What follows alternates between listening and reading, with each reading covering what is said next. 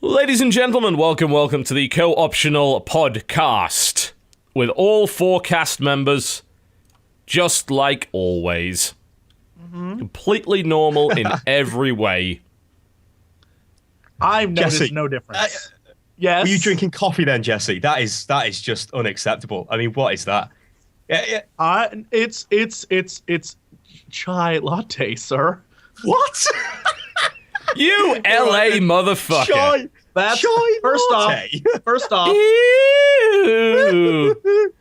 It helps make me feel like a real woman, and I enjoy it very much. It keeps my I don't know, hormones down. Look, I have no idea. What? That is I don't know nothing what but a being giant styrofoam mug of estrogen. What are you doing There we with go. your life? Estrogen. Yeah, that's it. Look, I just gotta have it. Gotta have it. Oh, God. We're lacking Dodger. And people criticize me on Twitter. It's like, she's been talking about this jury duty for 3 days on her videos. Newsflash, don't watch her videos. Yeah, or we don't know follow her what she Twitter. does. Yeah, no, I don't. We don't even follow her. We show up once a week to make fun of her for doing stuff on Polaris, and then we'd go our separate ways. That's how we. That sounds about That's right. really how it works. Minimal contact. Oh, the minimalist. Yeah. So apparently it was, this is what Jesse was telling us. Oh, Dodger said, yeah, I told Polaris to tell you. Because that fucking worked out well, didn't it? Oh, man. But at least we've got that ugly cat, which... Oh, yeah. That's uglycat9.jpg. I'll have you know. That doesn't look ugly, though. That looks kind of vicious and nasty and Much like violent. Dodger. Much like Dodger. Heyo! Oh. Jesse, up your volume just a little bit, if you please. I just did, and I Good. moved my microphone All right, closer, cool. guys. That should fix that nice and easy, then. You also have someone in the background, actually, Stylosa. Yeah, I do. Yeah. Oh, say hello. That's Kiriov. He is the other half of UnitLost. Yeah, that's him. He sits in the background. He makes quite good cups of tea, which is, he made this for me like 10 minutes before the show. Convenient. And actually, I'm running out, so you're going to have to, sort that out. But No. This is what you should get. Jesse, this is what you need. You need a coffee boy. Send the boy out to get the coffee.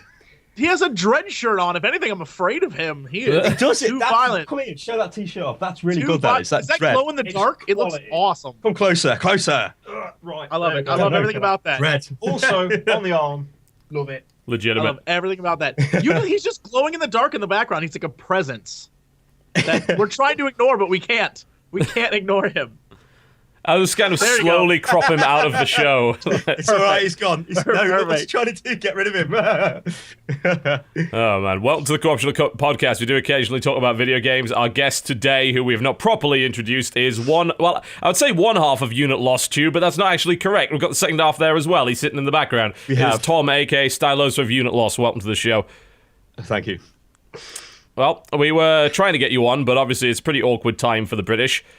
We're still trying to sort out Blood Bowl match, actually. I don't think there's actually a huge point in playing it at this point, but we probably should, because Crendor will get very upset if we don't.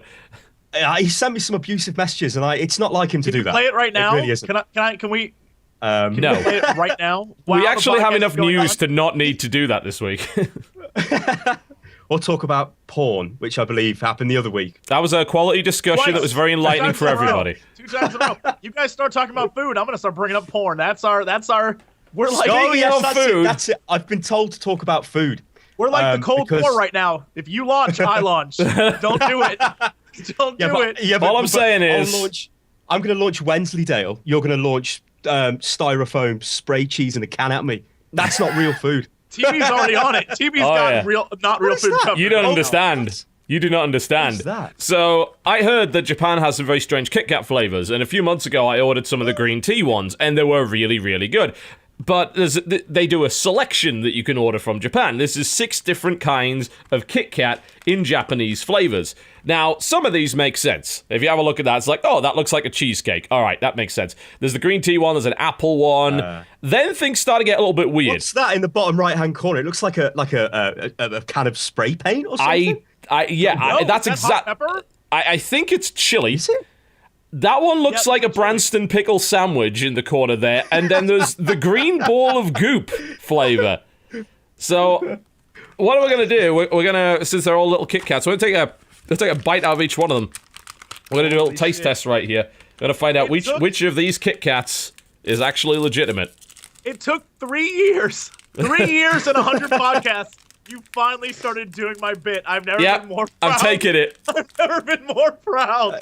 All right, this one right here is Sinshu Apple, which looks like a regular Kit Kat. Why would it?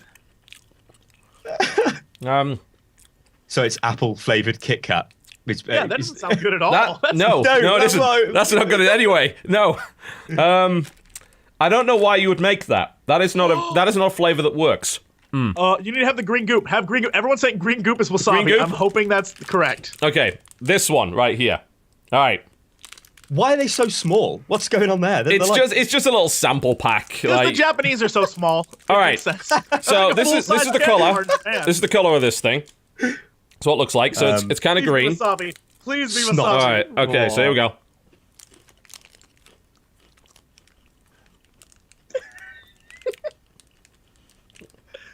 That's right. Damn it. That's actually really good. What is it? What flavor? I have no idea. Mochi, maybe? I think it might be mochi, and it's really You can never tasty. go wrong with mochi. Mochi is. I don't even know what that delicious. is. I'm gonna Google that. What I the approve hell that. Japanese. What do you call it? Like Mochi. Japanese.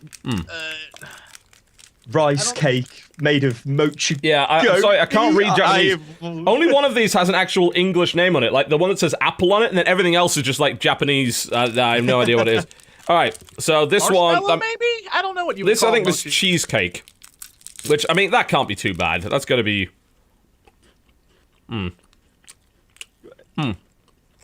Yeah, yeah, Oh, that can't be. Oh yeah.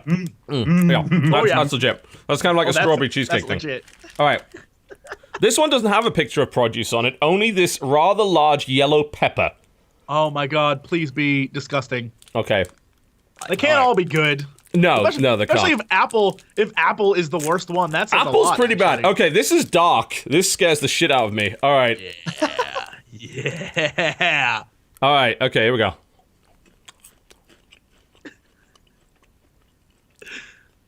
Nothing yet. I want a show where just TB eats little tiny bite-sized things of everything. Like TB, try this. He's like, oh yeah, no, that's quite good. Quite. Yeah, Good. but he doesn't tell us what it tastes like. He's just like, oh, that's fine, that's terrible, that's fine. I'm not learning anything, but I like it's- watching it. It's burning mostly. It's a good level of burning though. I can definitely see why some people wouldn't be able to deal with it. But you know, having grown up on curry, this is like a nice, pleasant burning. It doesn't actually have any other taste to it. It's just like dark chocolate and fire. That's the combination.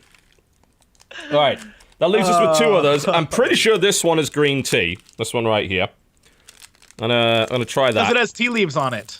Yeah, I mean, yeah, I mean, it's green. This one I already know I like. This is actually, you wouldn't think green tea would be any good, but it's actually fucking great. Here's what we need. Do you, audience out Whoa, there, that is do not you green know tea. any crazy? Oh, what That is isn't in any way green tea. What the fuck is that? What the hell? Right? It tastes like fucking paint thinner. What the fuck is this? Antifreeze flavored chocolate from Japan.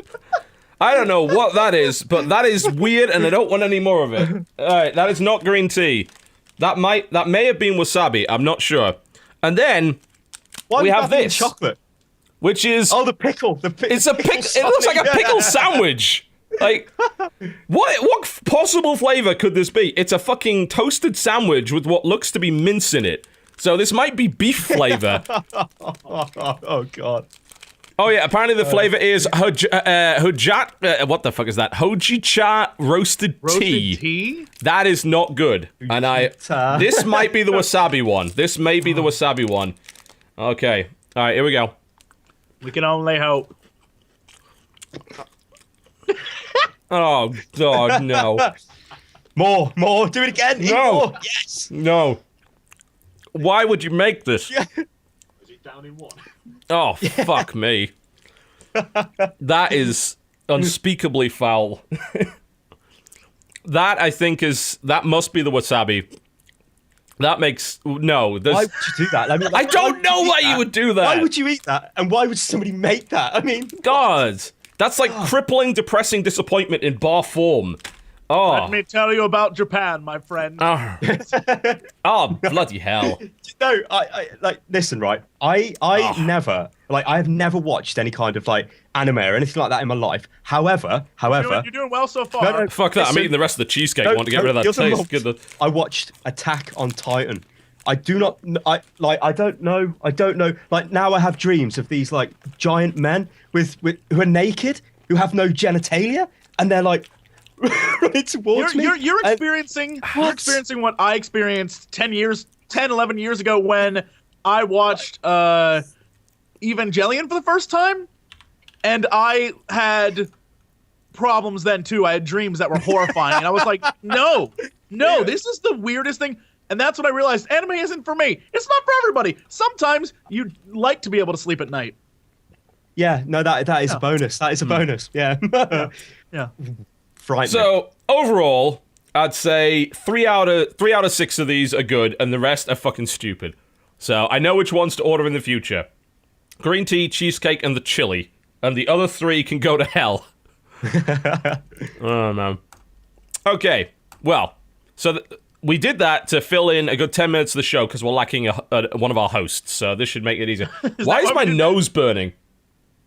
Oh, God. That's not a good sign. My nose is burnt. That is weird. I've never had that happen before. Huh. All right. Okay, well, welcome to the Co-optional Podcast. We do occasionally talk about video games, I promise. Coming up in the show, we'll be talking about what we've been playing this week. Then we'll follow that up with news, of which there actually is some now. Fucking praise Messiah thing. Plays. Yep. As you very can tell. Non-denominational of you. Yeah, exactly. Messiah. I am tolerant. I love all faiths. Messiah thing encompasses and is inside of us all. That's all I'm saying. Yep. I was paying attention in RE. Let me put it that way. All right, let's talk about what I went to a Catholic school. Oh, wow. So every single course was RE. Wonderful. Yes, but you know what? You could actually skip lessons you did not like by going to mass. So I'm not religious, but I'd be like, you know what? I don't want to go to mass today because that's quite bad. So I'll put my name down for mass. That is the big look. That is the biggest scam I've ever. If you're a 14, that is like, oh yeah, no, totally down with Jesus. Let's go, and you're just like, yes. That is the worst. You get the what is it? The body of Christ, and I don't know. I'm not religious, but I'm just like, yeah, this is great. This is not maths. This is awesome. Yeah, like that's. I gotta figure they need to get a nice big like mouthful of fortified 15% wine. You know, that makes it a little more interesting. No, they never actually gave us the wine. Yeah, that's disappointing. It's grape juice TV. Strangely enough, Catholic schools in the UK generally have the highest grades and the most successful students. Like, my sister went to a Catholic school, even though she's not actually Catholic, just because it was the best school in the area by far. That was the reasoning. You can take breaks during your day. Work. Yeah. Everyone's going to be like, oh yeah, no, I'm refreshed now. I just slept for 45 minutes. Well, I would like to thank everyone who is currently watching the show. We're currently having a very successful live broadcast so far. We have managed to get United States Quiz past Dark Souls 2 and Diablo 3 Root Results. So well done, guys. Well done. Nice. And they tuned in just to see you eat food. So really, we have no place to go but up at this point. Yeah, exactly. It's wonderful. You know, you start as low as you can go, and then everything else seems like an improvement. All right, let's talk about what we've been playing this week. Let's kick it off with Tom. What have you been up to? What's been going on? And Jesse, you're still too quiet, apparently, somehow. Okay, no! So Jesse, go away. I played WildStar over the weekend. Yes, WildStar. Yeah. Now, this is a game I kind of, like, I want to like, but I just can't. Like, it's almost like I've been there and I've done that before. Combat system's quite interesting in the game, you know, the action-based combat system, but I just, like... I find it very difficult to just go through that kind of, like, I mean, obviously it's the influence of World of Warcraft and whatever has kind of, like, tainted me in that respect. I don't know. But WildStar, yeah. The other thing I've been playing, which is kind of... Hang on. You can't just get away with that. I've been playing loads of games. You can't just get away with that. It's like, yeah, I played one of the biggest MMO releases we're going to have in years. Yeah, I'm just going to skip over that entirely. You made a 3-hour video on this thing. You're going to bloody well talk about it. Okay, so...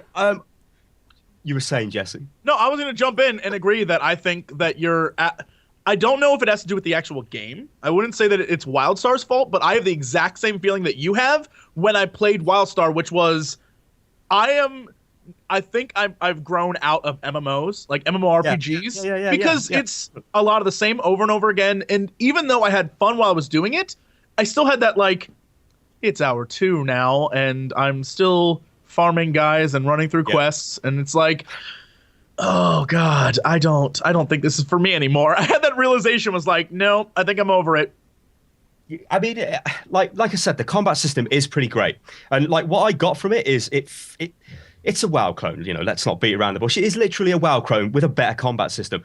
But and this is all credit to them. It is kind of on par with WoW in terms of polish. And you know, WoW's been out for 10 years. That is a major achievement in my eyes. But I just like you said, Jesse, I could not. You know, I streamed it for 3 hours. I put the video on my channel, all the rest of that stuff. But I just I don't feel like I want to go back to it, but I feel like I should feel like I want to go back to it, but I can't. And you know what I think as well? I think it's just going to end up being an advertisement for Warlords of Draenor when that comes out. People are getting there like, oh yeah, I remember WoW. I remember my days in the the MMOs. I've been playing WildStar. What's around the corner? Is WildStar just going to turn up with some sort of, like, I don't know, convoluted advertisement for WoW in some kind of strange way? I don't know. Oh, it's funny you should mention that, because like every time an MMO comes out and it ends up flopping, it always results in a spike of WoW subscribers, because like, well, might as well go back to World of Warcraft then. I had fun there. And especially with Draenor coming out, and that, like, the sneaky way of giving you like a free level 90 is just fucking marketing genius. Oh yeah, definitely. And you can tell they have no fear at Blizzard, because literally they're like, do you want to market this thing? No, fuck it, let's make motorcycles. Like, that's what oh yeah, Azeroth's chopper. Yeah. They're like, I mean, we could promote our game, but people are gonna play it anyway. So let's go make motorcycles with these guys who had a TV show 5 years ago. Okay, like that's what they're doing, and I'm just like, all right, great, Blizzard, you have billions of dollars.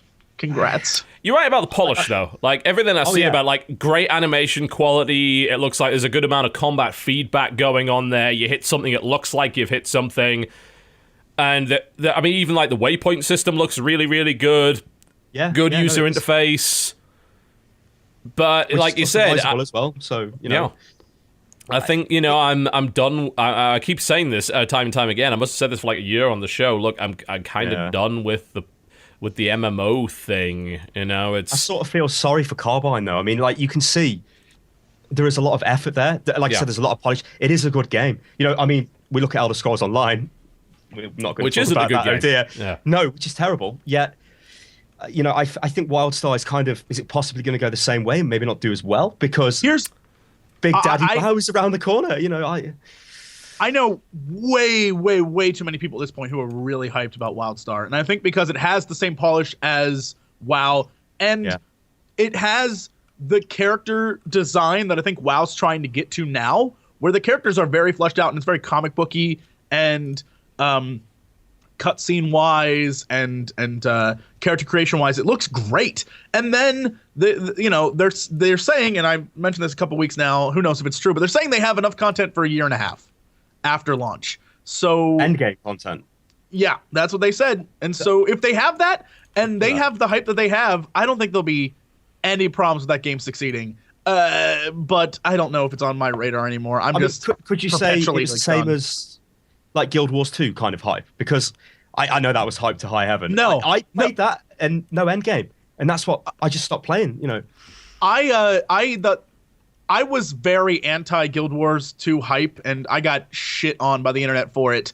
And because it was all of it was like hype, over hype. It's going to change gaming forever. Everything's been. I was like, guys, I've actually played this thing. It's not what you think it is. People are like, fuck you. And I'm like, what are you talking about? And I can definitely say going into WildStar, it does not have nearly as much hype, but it should. I think it has gameplay mechanics from WoW and Guild Wars 2 put together flawlessly. Like there's a lot that's really, really good in this game, but I that's what depresses me about it. It's a very good game, but I'm just like MMOs. Yep, pretty much. You know, I want at least in some ways, other genres to incorporate large player bases. And I think that stuff like PlanetSide does a great job of that. And I want to see, other MMO FPS like that. I think what would be absolutely fantastic is an MMO kind of Mountain Blade, with huge armies fighting each other. Yeah. I'm kind of digging the idea of the 40k MMO. No, that right, might be okay.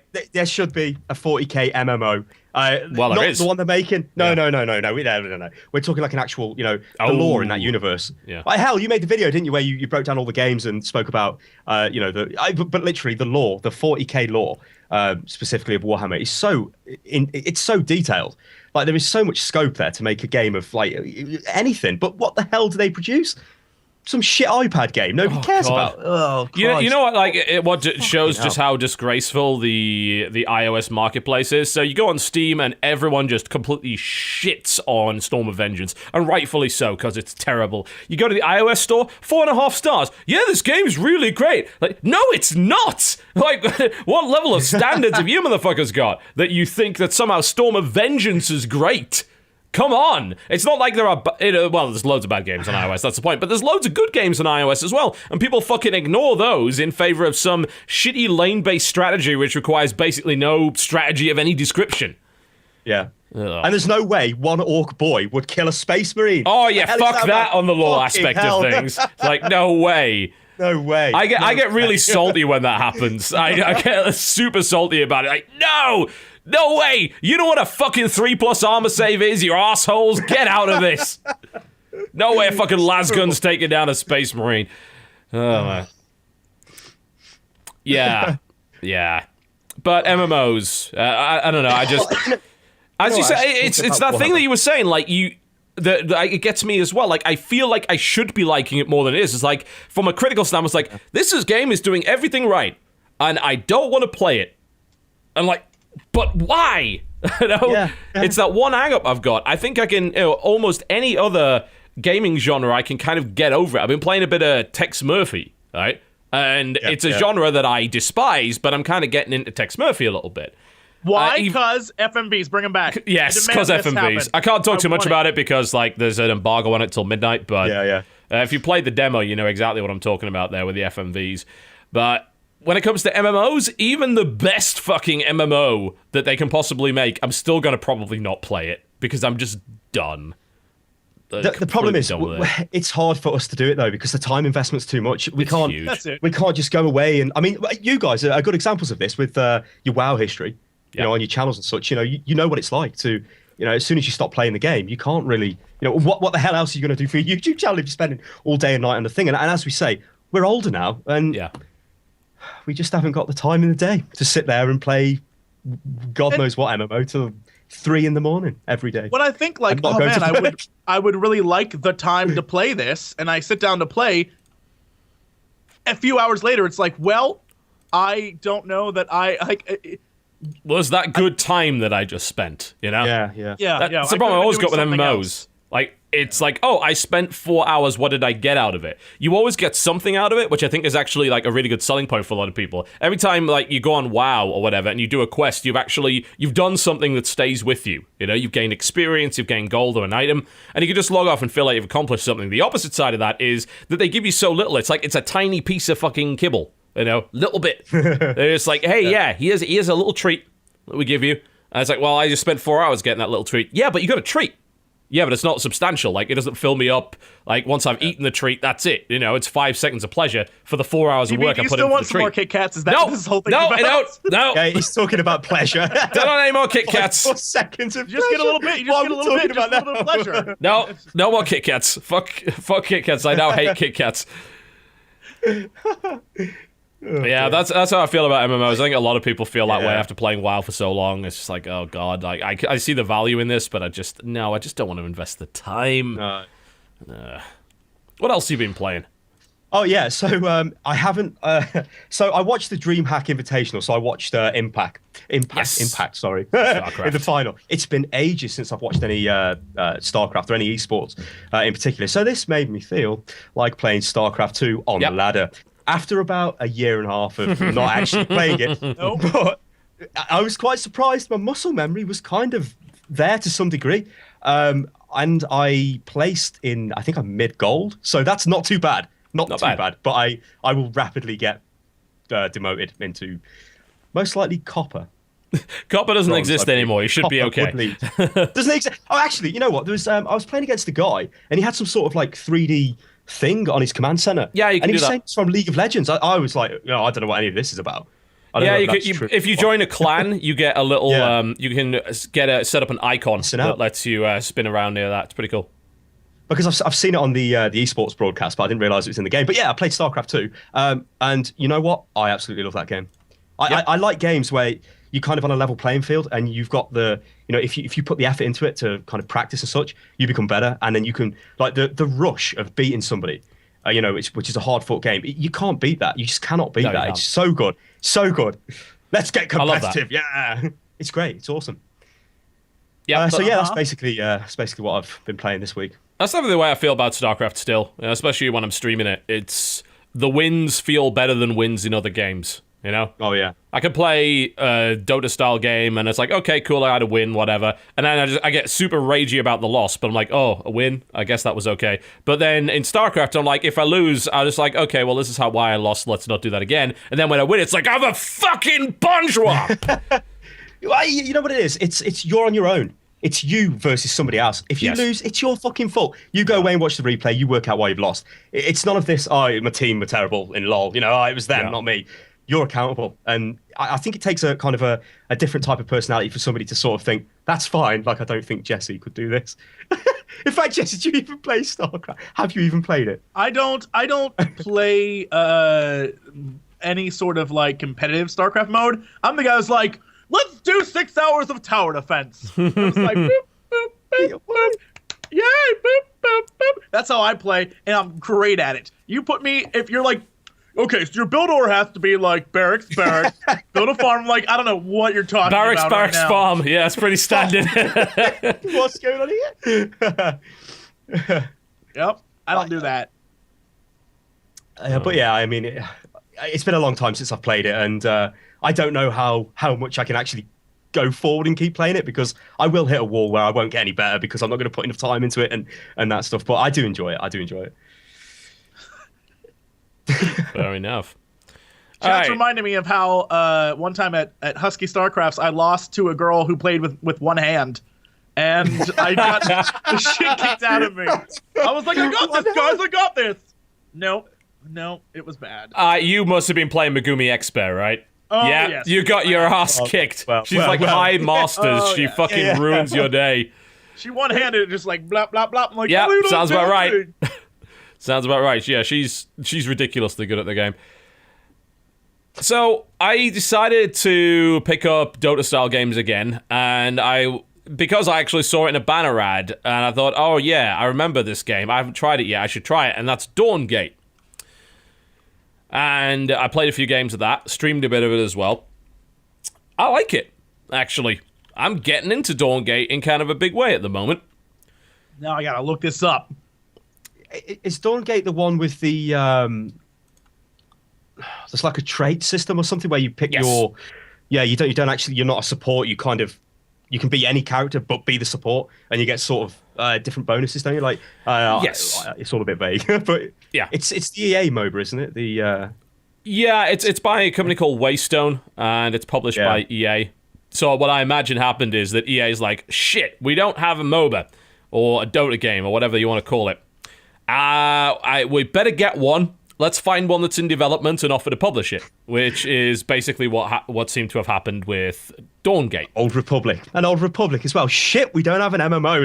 Let's get one. Find one. Yeah. Well, they had an MMO. It was called Warhammer, and that didn't go so well. No, we don't talk about that. No, we don't. No, so what you see on screen right now is actually a trailer about that trait system. Like, that's a kind of a major feature of the game.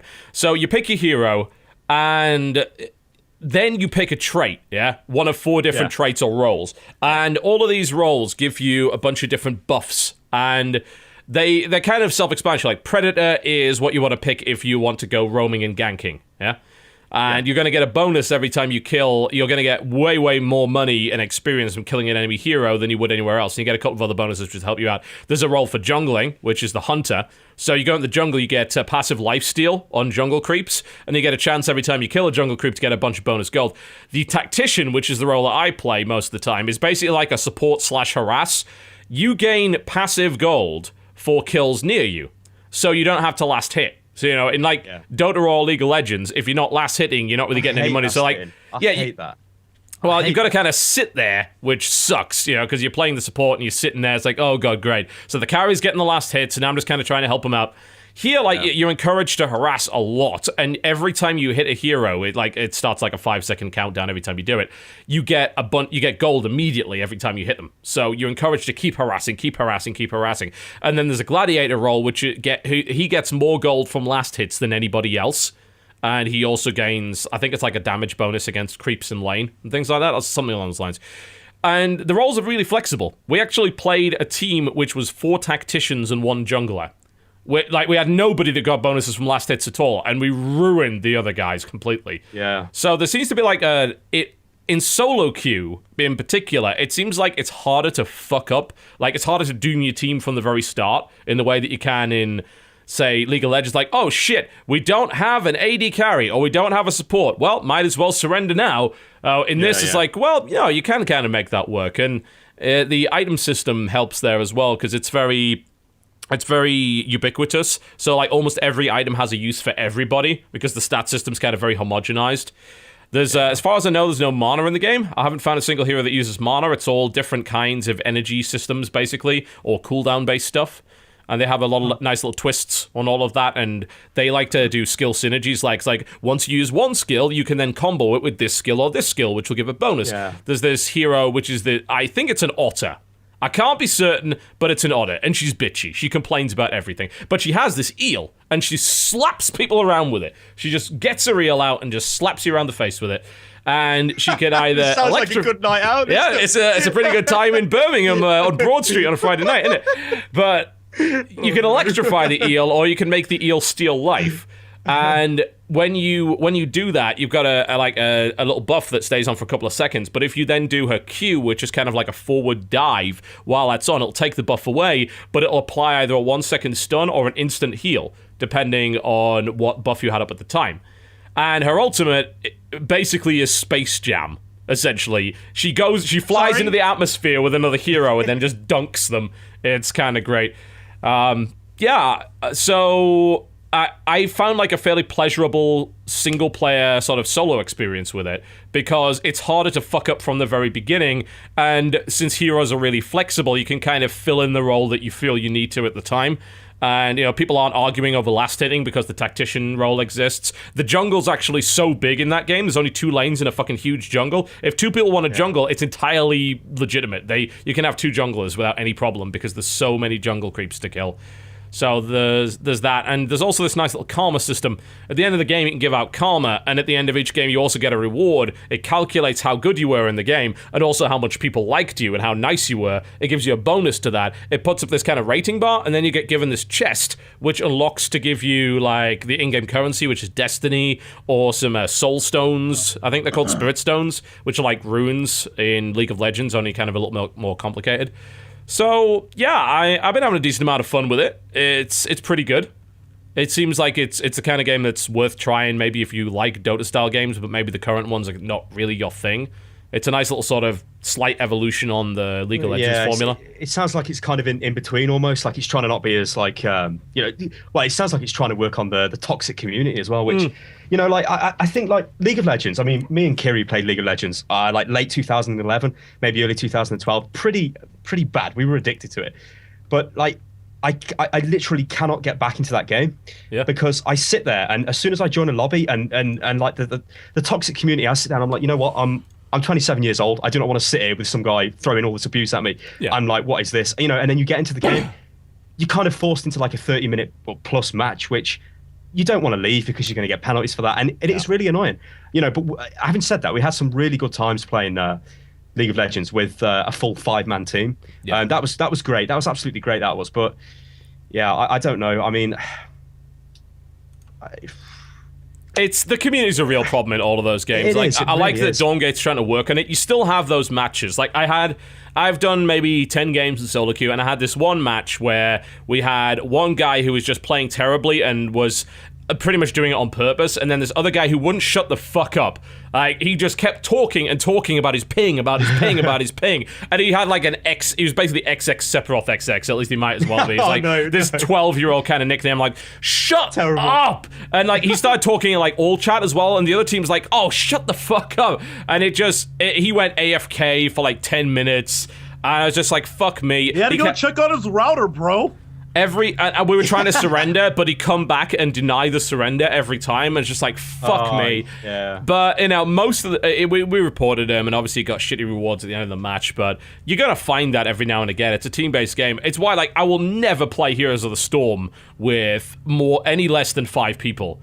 It's not even, no way. Solo queue Heroes of the Storm is a fucking nightmare. And I think the only other game I can even think about playing solo queue is Awesome Noughts. Everything else is like, oh, you don't have a stack? Don't waste your fucking time. It's misery. Absolute misery. But I found the solo queue in Dawngate to be a bit better because of that role system. I think it helps a lot. It's otherwise like the traditional free-to-play model. They give you like 10 heroes in the free rotation, but otherwise you're buying them kind of like League. Yeah. I mean, I don't approve of that system particularly, but I also don't think that everyone should try and be like Dota because it's a surefire way of going bankrupt. Oh, Christ. I mean, Dota, the first time you load Dota up, if you have no knowledge of the heroes, oh my god, you're like, what the hell do I do? And you have, that is information overload to the extreme. Dota does a terrible job at explaining how to play its game. Really bad. No doubt about that. And it doesn't help that most of the people you play against are Russians. You can't understand them. It's like, what the hell? Yeah, I've been through that many, many times before.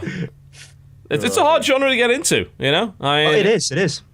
I think even Heroes of the Storm, which is trying to make it better, I think you'll find, like, the solo queuing experience right now is just horrible, and I don't think it's going to get any better. I don't care what they do to it. They can't fix the fact that is such an objective-focused game that if you don't have a team that's on the same page as you are, it's going to be a fucking misery for you. I think the one thing they need to do for that, and we found this out just by dicking around with it the other day, where we only had 3 of us, and we're like, well, 3? I mean, that's close to 5. We can do it. And so we got our asses handed to us because you could see everyone on the other teams all go to objectives and all do things. And so it was impossible to win. But the thing that I think is pretty obvious about the alpha, beta, whatever it is, there's nothing in there that makes it so if you're single queue, you end up more likely with single queue people. You end up with whoever the hell you end up with, and you get your ass kicked, and it's like, enjoy. Yep. It's an inherent problem to the genre that's not easy to fix. And maybe it shouldn't be fixable, but they're so popular right now that getting a 5-stack all the time is difficult. As I said, we made Skype groups just to stop the rest of us from having to play on our own in Heroes, because we want to play Heroes. It's a good game. I love it, but play it with any less than 5, and you're in for a really bad time. So we just put Skype groups together. It's like, who wants in? It's like, oh, we can't. We've got 3. Fuck that then, we'll play later. It's not worth the hassle of having to deal with 2 people that might not play the objectives properly and just make you lose. Because you can't carry in that game. It doesn't matter how fucking good you are. You can't carry... The whole team's the same level, isn't it? The whole team's the same level. It's unless there's a massive level disparity, 2v1s and 3v1s are not really a possibility. In other games, it's like you can get your carry so fed that you can just murder 3 of them. Can't do that in Heroes. Can't be done. So... Which is a positive. I mean, I like it. That is it's a truly team-focused game, but that also entails the problems of queuing with randoms. Yeah. So Dawngate, it's not bad.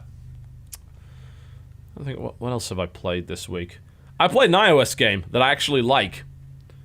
Metal Slug Defense.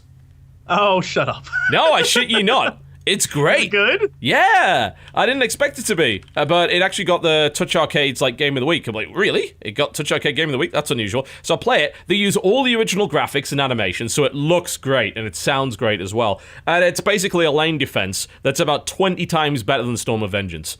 20 times better. Well, that's not hard. I mean, what the hell? That's not hard. No, it isn't. No, it's I not. can program a game 20 times better than Storm of Vengeance. Yes, it certainly is not that difficult at all, but it's fucking fun. It's just a tug-of-war game. It's a pretty brainless kind of tug-of-war game, but they've got things like boss fights against huge enemies. You can summon a metal slug to push across the map. The cool thing about it is that each unit, as you've probably seen on the stream, has like an activated ability. It takes some skill to use it. Like your basic grunts only have knives, but they've got grenades as well. And you tap the soldier to throw the grenade. You got to time it so that it actually hits it, because the other soldiers move, and you got to time the arc and make sure that you do that properly. There's all sorts of really cool different unit counters. You can summon all the heroes from the Metal Slug games. You can rescue prisoners of war in order to unlock shit. It's free, it's a standard kind of free-to-play, earn your units kind of thing, but I haven't run into a part where I feel like I need to buy units yet. It's all working pretty well. So, yeah, it's... just the soundtrack alone is fucking worth listening to, because the Metal Slug music was always amazing, and it's just as amazing. It sounds great. It's fun. It's dumb. It doesn't require a lot of thought, but it's fucking fun. I've got like into a kind of a bad habit with iOS games. Like I tend to, I look at them, and if I see in-app purchases, I'm like, no, I don't want anything to do with this, and I turn away from it. And I mean, honestly, the only games I've, I think FTL is pretty good on the iPad. Yeah. The interface can be a little bit iffy sometimes, especially with the weapon selection. There's a lot of pausing in that version. Yeah, there is. Yeah. I mean, obviously with the PC version, it's much faster to play. So you kind of, I don't know. I think it's a decent game. It's definitely one of the best games on the iPad. Definitely. And of course, Hearthstone, I think, is obviously pretty good as well. Yeah. That's probably edges out FTL just a little bit. Yeah, Hearthstone works really well on the iPad. Aside from the fact the frame rate's a bit dodgy, but in a card game, it doesn't really matter too much. Yeah. But yeah, it's Metal Slug Defense is pretty good. Been playing a bit more threes because I feel like I've just got to get that moral victory against the fact that 2048 ripped it the fuck off, and then people somehow think that 2048 is the original. It's like, no, 2048 is a piece of shit compared to threes. Threes is beautifully designed. There's a huge amount of thought that's been put into it, and 2048 is a dumb clone for dumb people. Just saying. Consider yourself told, ladies and gentlemen. Seriously, don't play 2048. Makes you like a horrible human being. But yeah, Metal Slug Defense is alright. Digging that. Obviously been playing a bit of Tex Murphy, trying to get ready for, I think embargo is tonight at midnight. I'm not sure I'm going to hit that embargo. I'll try. Can't talk about it, unfortunately. Because the bit that I'm playing right now is not the bit that's in the demo, so I'm like, shit, can't talk about it then. So I'm going to have to keep that one under wraps. Outside of that, there's that other game, but I can't talk about that either. I'm NDA'd. I should really play games that are actually out. That might be a good idea. Yeah, a bit of Hearthstone, bit of StarCraft, bit of Heroes, that kind of thing. Jesse, what you been up to? I'll be real honest. Too much Age of Wonders 3. You still in that? Cool. Yeah, it's a minor addiction. It's a problem. But that, and surprisingly still playing Battlefield 4. Who knew? Who knew I was that guy? You are that guy that somehow didn't get any of the bugs and was actually able to play that game, because I have too many guns maxed out now, and I'm just like, what up, bitches? The problem is, it's an unfair look. The fact that an engineer can run around with like 15 rockets on his back, that's not cool. That's not cool. That is, get out. And snipers, the worst. I shouldn't play that game anymore. And then Heroes of the Storm and Hearthstone, just as bad as Battlefield 4, just the worst. I got to a point the other day where here we go. I heard you've been calling it pay to win, Jesse. Oh my god! I hear there's been some rage going on. My god! I got to a point where no matter what I do, and I've tried different card builds and different just all these different decks, and I'm just Jesse, you were having to go at me for playing a competitive game of StarCraft 2, and you're raging about getting beaten in Hearthstone. Look, no, but see, here's the thing. You're like, well, it takes a special kind to play StarCraft, and at the end, when you lose, it's only your fault, and you go back and you review I don't do that. I'm like, you motherfucker, pay to win, bitch. Like, I get really angry and I tweet about it. Like, God, every time. The other day, I fought a guy who just won. It was like playing against TB, except he was like, I have the perfect deck, and it was just like one after. First he's like, Alexstrasza, boom, you have 15 life. And then he's like, let me throw down Baron Geddon, boom, kill all of your guys. And he's like, let me throw down Grom Hellscream, boom, you're dead now. I was just like, this isn't even... You let him live long enough to do all of those things. Like, it was the worst. It was the worst. It was just so bad. And so I've literally found myself falling back to my old Murloc deck, and I'm winning just as much as I did with all these fancy decks. I'm just like, have some Murloc. I love how he's complaining about, I'm just watching your video right now, and half your hand are fucking legendaries, and you're whining about pay to win. Oh no, is this when Krendor and I were playing? This is when Krendor and I played our gold decks, our lame gold decks, and he kicked my butt because I have no gold cards. And so, and most of my legendaries, let's be clear, is like ETC and things like that, and Mechatork. But sitting on a Molten Giant in his hand, and he's whining. You need to play. Hey, you have Molten Giants. Like, you should consider trying to build a handlock deck because, like, those Molten Giants. I've one Molten Giant. You might need another one to do the handlock, But then immediately afterwards, we play with Murlocs, and the game's like 5 minutes long. I'm like, oh, some Murlocs. Like Murlocs are cheap, but they help me win, and I would rather win cheaply than have come up with real strategies. Then lose fairly. Yep, that sounds like you in a nutshell, Jesse. Yeah. I have issues. I have issues with that game so much. Seriously, once you get to like between level 16 and 13 or whatever it is, rank 16 and 13, once you get there, winning is all just about like random luck of who you play. And after that point, once you're 12 plus, it's like it's not. It really isn't. No, it is. It's not at all. There's an element of luck, but I mean, there's not. It's not like 100% luck, is it? No, it's not at all.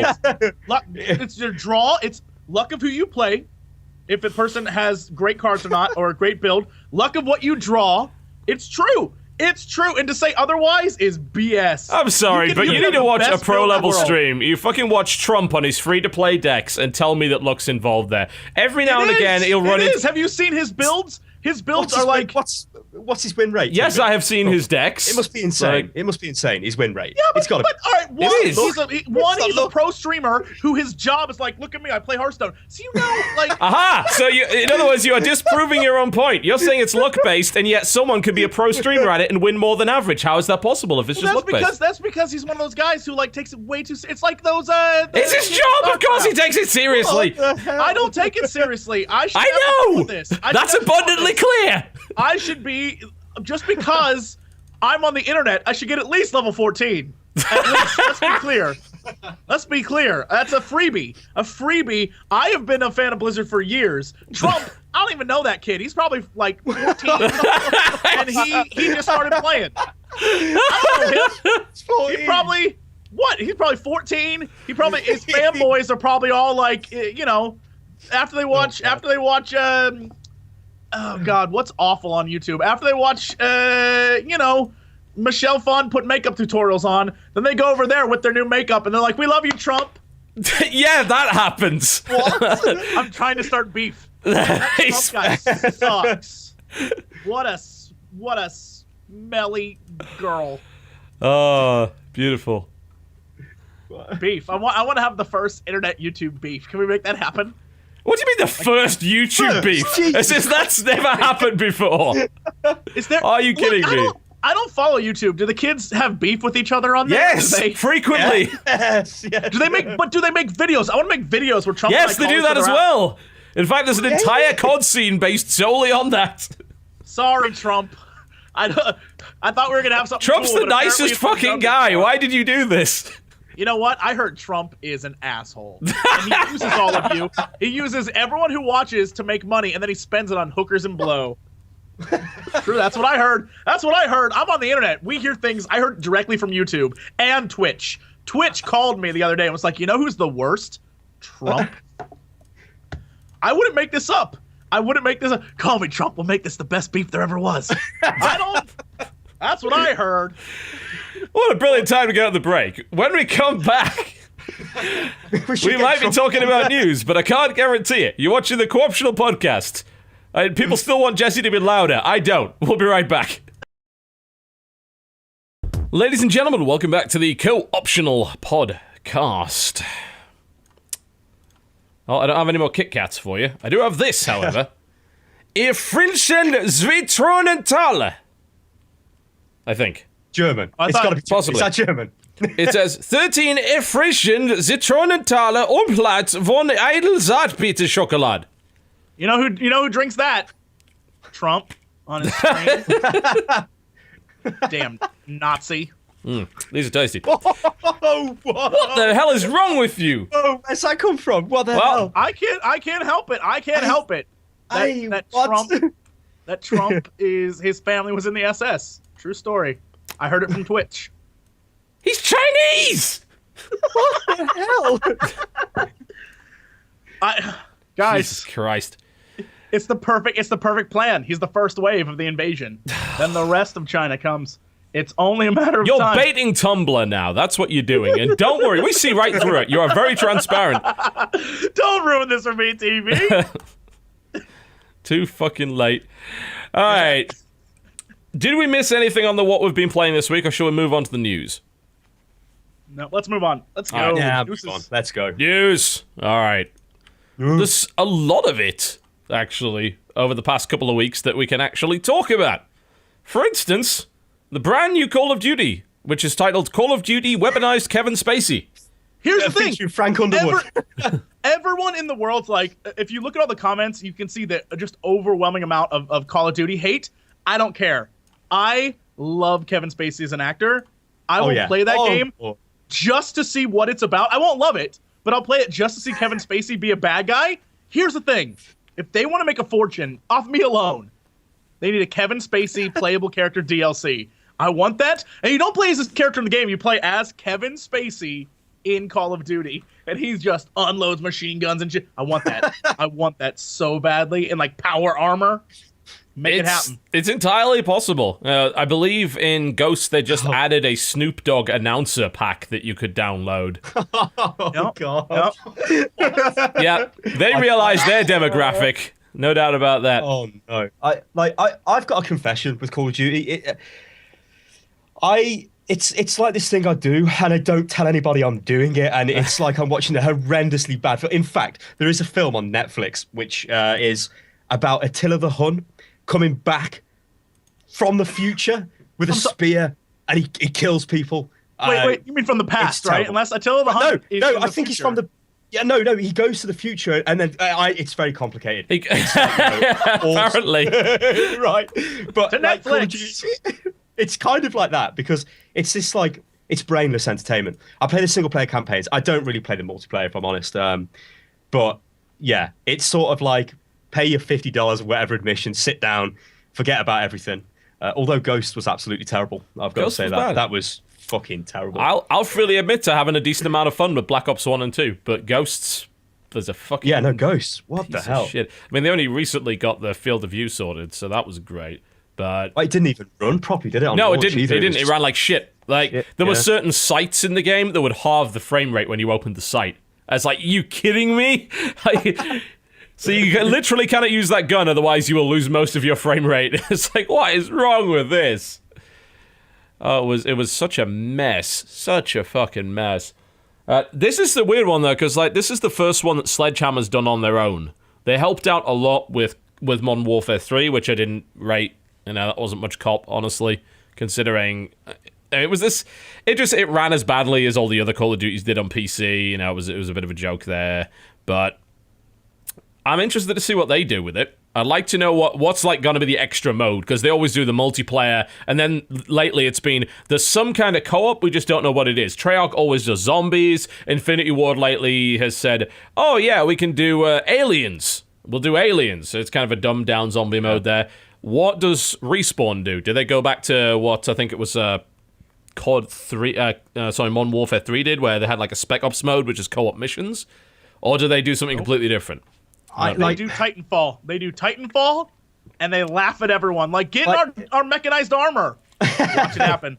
Watch it happen. You know what? Titanfall, that has genuinely been the most fun I've had in an FPS game for a long time. However, good. it lasted for about 2 weeks. Everybody, there you go. Yeah. That's what everyone And now says. it's gone. Everyone says that. Yeah. Yeah, I mean, I was trying to identify what the reason was. I think really, and I think for me anyway, and it kills me that this is the case, and it really makes me feel like something I don't know what it is that maybe has switched over in my brain, and that for a lot of gamers over the last few years, that you get your loadout in that game really quickly, and you don't seem to see a reason to switch it up. I think it actually might be a lack of gun and customization variety that's preventing me from going back to that game. And that upsets me greatly, because I've said time and again, I think progression systems are a crutch. You know, it's like, oh, instead of having good gameplay, let's put that in. Titanfall's got good gameplay, but the actual variety of the gameplay in terms of the weapons and like what the Titans can do is so limited. I feel that more Call of Duty-ish, doesn't it? Really? Dare I say and it? that Dare I kills say me it? to think that. It's like, no, were they actually right all along? They might have been. They might have been. I still think it's a great game. I drop in for a round or two every once in a while, but it is only a round or two. I can't play it for hours anymore. And that's why I think that'd be a great bonus mode to a new Call of Duty game. It's like, hey, we have That'd be that such too. a dick move. Look, welcome to the business world. That's what I would do. If I was in charge of that company, I'd be like, we already have mechanized armors in our trailers and stuff. If that's going to be in the game, throw that in. You can get in like giant Imperial Walker things and shoot each other. Great. That's our new mode. That'd be awesome. Plus, it would take on Battlefield 4 a little bit too, because that's one of BF4's big things. Like, let's just get in ships and shoot each other. Just saying. Hover bikes mode. They were in the trailer. They got some fucking hover bikes. Hoverbike races, Hoverbike. hoverbike gladiatorial races, where guys on the back you shoot each other while you're going around a coliseum. That'd be amazing. That'd be amazing. Hoverbike had better be a kill streak in that game. That better be a kill streak reward. Get on a fucking hoverbike and just gun people down with railguns? Yes, I That would. would be considerably better than a dog. Yes, I agree. What was that about? You know, like some killer Alsatian runs towards you. You've got your machine gun and goes. You're shooting it. It taps you on the shoulder and you die. Oh. Kevin Can we point out that the Spacey dog- is a Titan. The dog was like the most hype thing in the world, and then if you actually had anything to do with the game, you were like, wait a minute. Like, This does nothing. Their dog was nothing. It was like, oh. This solely exists to create an artificially, like, emotionally driven moment in the game, and that's it, you know? It was that was aggravating. But congrats to the furry guy at PAX who dressed up like the dog this year and walked around with a copy of Call of Duty. It's pretty great. What the hell? I mean, like, what else do they have? They've got, like, some sort of exosuit thing, and there was a guy jumping extremely high in the air, running up the wall with his... I mean, like, they could just rip Titanfall off, get the parkour in. It's very Crisis, isn't it? Like, I got the Crisis vibe from that a lot, just without the aliens. Yeah. They're also, like, really like- shoving the PMC thing down the throat. Although I did get a bit of a hint from the trailer that maybe the whole PMC thing wasn't as clear-cut as, like, it initially seems. Like, PMCs are evil! Seems like the kind of Hollywood thing to push down it, but a lot of what, like, Kevin Spacey's saying in the trailer is like, oh, that actually makes So a certain true. degree of sense. And that worries me greatly. I was like, I'm not supposed to be agreeing with this. But, I don't know. I mean, I think it has the potential to be good, but let's be honest. You know, the campaigns are always dross anyway. I think Black Ops 2 was a step in the right direction there, but we'll see. Well, then what was Ghost? Ghost was a fucking joke. Is this the first game on a 3-year development cycle? I COD? believe they were, I think they said it was 2 on this one. Actually, no. No, yeah, I think it would be a 3-year, wouldn't it? I can't remember. It has Yeah, a very because it's their first game, isn't it, on their feel. own? yeah. It's got to be about at least 2.5 to 3 years that they've worked on this. They're in a new engine, which thank fuck for that. Oh, Because shit. how old does Call of Duty look? I mean, it's been looking like that since COD 2, basically. They've been using the same engine, just iterated upon. And that engine was based on Quake 3, for fuck's sake. Yeah. So they've got that dealt with eventually. But no, apparently it's a brand new engine. I gotta be honest, the trailer looked okay. You know, it's like, all right, this seems like a step up. Still no Crysis 3, but nothing ever is. No. You know, I sit there playing Crisis, just changing the suit mode over maximum armor. Maximum speed. Amazing. Maximum speed, maximum armor. Yeah, but I mean, like, I don't know. It is like kind of a... I'm sort of ashamed to admit it that I do sit there and I kind of enjoy the brainless single-player crap that Call of Duty gives you, but, you know, whatever. Yeah. People are saying, I heard it was the same engine. Well, I would suggest Google.com. They haven't said what engine it is, but they have said it is a new engine. I heard that's what Trump was saying it was the old engine. Fucking hell, man. God damn it. Yeah, we'll see. All I hope for when it comes to COD games is a decent PC version, because if it's a good PC version, I'll maybe get like 10, 20 hours of multiplayer fun out of it, and then that'll be that. You know? And it's like, okay, Great. I never buy the DLC for those games. I don't see the fucking point. I hate the way they do map packs. I hate the way they do season passes. But to be honest, by that point, I'm bored of the fucking game anyway. So by the time the first map pack comes out, I'm like, well, I don't give a shit because I'm not playing it now. Yep. So we'll see. We will see. I think Ghosts took a lot of wind out of the sales of the Call of Duty franchise in general. It didn't sell as well. But I think that they're pushing it out as, it's Sledgehammer's first thing. It's the first one on a 3-year development cycle. It's the first one that's built for next gen. I think that's going to push it out enough. I fucking hate that term, next gen. But Jeez. Yeah. Do you think it looks next gen? Do you think it has that next gen quality to it? Well, like you were saying with It looks like a Constantine, 2-3-year-old like PC that. game. Yeah. So, yeah, next generation. Peasants. You know what? I bought a PlayStation 4 on launch. I don't know why. I really don't know why. It is over there behind my TV, and it never gets turned on. In fact, I turned it on for Infamous, and then realized it was running at 30 frames per second, then I turned it right back off again. yeah. I was like, the next gen experience has just as many frames as the previous gen experience. Fuck that, going back to 120 hertz. Thank you. Yesterday I went out with some friends for Cinco de Mayo, and Alex from the Dex, he and I were talking about how we bought our PlayStation 4s on launch. We got Killzone because we're like, dude, we can play online together. It'll be so much fun. We've never once turned it on. We've never played with each other. We were like, we probably should do that because that's a waste of money. It's like, oh, well. Yeah. Welcome to PlayStation 4. The only reason my Xbox One's been turned on lately is for Peggle 2. Just gonna be entirely honest about that. You know what, actually, with the PlayStation 4, Resogun was actually fairly decent. However, after spending like £450 on a black box to play Resogun... Defender, basically. I'm like, No, what have I done here? no. Oh, yeah. I didn't buy it for that reason.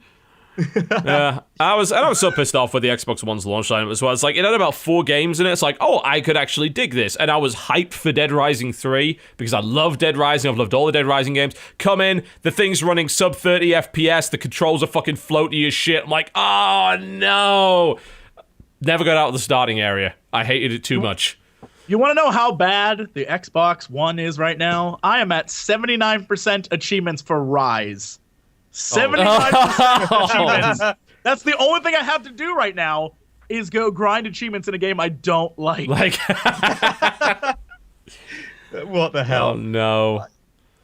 I was gonna at least have a reason to play my PS4 when Murdered Soul Suspect comes out, but apparently it's coming out for PC, so whatever. I'll play it on that. And I'm more than willing to wait too. There was something from Software. It was Project Beast or something I was seeing the other day. Yeah, most people think it looks like the next Souls game, which it probably is. Yeah. But there's not much to say about that. I assume they're aiming that at next-gen machines as well, which again means, good, hopefully a graphical upgrade, because Dark Souls 2 might look better than its console counterparts, but it still looks 5 years old.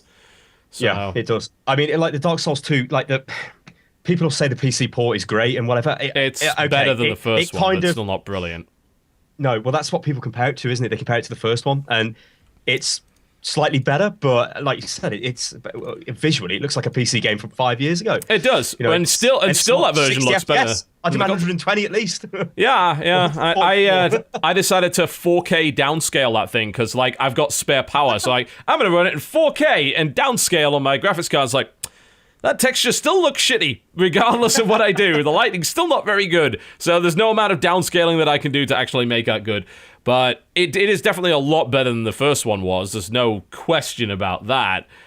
There's still, if you use keyboard and mouse, you're going to have a terrible time with it, though. I don't know if they've fixed that double-click issue delay yet. I really hope that they have, because they had this genius idea of saying, so click once for normal attack, click twice for strong attack, but the game has to wait to see if you put the second click in before executing the first one. So there's a delay. I never noticed that because I was using the keyboard for that, which is a way you can kind of avoid it. But, I just switched over to 360 pad pretty much immediately with that game because that's kind of the way it's supposed to be played. But apparently it's a nightmare. And, you can't use more than 3 mouse buttons in the game without using a mod to do it. I imagine that stuff's going to get fixed up eventually, but, it's rough. It's rough. We'll see. Some people are saying that Beast might be a PS4 exclusive. I don't know if FromSoft will ever go exclusive again. After Demon's Souls, Who was it that was saying? Which company was it that was saying it was a stupid fucking mistake for them to not pick up Demon Souls? I can't remember who it was. There was one company that came out and said, like, out of nowhere, it was stupid for us not to pick this game up. I'm trying to think of who. Oh shit. It was a big company. Yeah. Never mind. I thought that's when they the guys who used to make Saints Row and all them when that died. THQ. THQ. Yeah, when THQ died, but that wasn't Sony it. said that, but they were stupid for not expanding the franchise. I was gonna say Sony. Yeah, that's Sony owns the IP for Demon Souls, though. That's But not Dark Souls. Yeah, I can't. It's a weird situation. I thought it was Sony, and then it said, "Hang on, that was a PS3 exclusive." And then, oh yes, they were saying they were idiots Sony. for not. Basically, they didn't publish it outside of Japan. It was someone else that published it outside of Japan. Wasn't it Atlas that picked it up? It's Atlas. Yeah, It's Atlas. Atlas was the one. Get it. It's over there. I've got the bugs. Oh, the Black Edition? The Black Phantom Edition? Yeah. Well, you could have helped. You could have helped us. Yeah. About 5 Yeah, minutes so ago. that's what they said. Yeah, they were idiots for not publishing it in North America and EU, and Atlas had to pick it up. It still remained an exclusive to Sony, which was weird, but yeah, they flagellate themselves for that. I have to wonder if they would, if From would ever go back to doing a game exclusively for one system. I don't know if they would. You know? Can they afford to? That's the problem, I guess, isn't it? I mean, you're cutting yourself out from extra sales, I guess. At the end of the day. Yeah, absolutely. You know, especially if I'm gonna go next gen only. Like, great. Well, there's further sales gone. If you're not gonna release a PC version, that's even worse. So I don't know. It's hard to say. We'll see what comes of it. I'm obviously excited that something else is coming from from Yeah. me. Well, I hope that they can keep making better PC versions. Like I said, Dark Souls 2 is a lot better, especially if you have a controller. It's perfectly playable.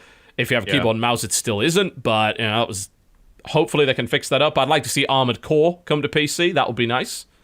A lot more Japanese companies are bringing the games to PC. Of course, with this month we've got Dynasty Warriors 8 coming to PC, which will hopefully be a good PC version because Dynasty Warriors 7 sure as hell was not. Actually, that was a mess. They've released a lot of them on PC, but only in Asian territories, and they've been really bad PC ports.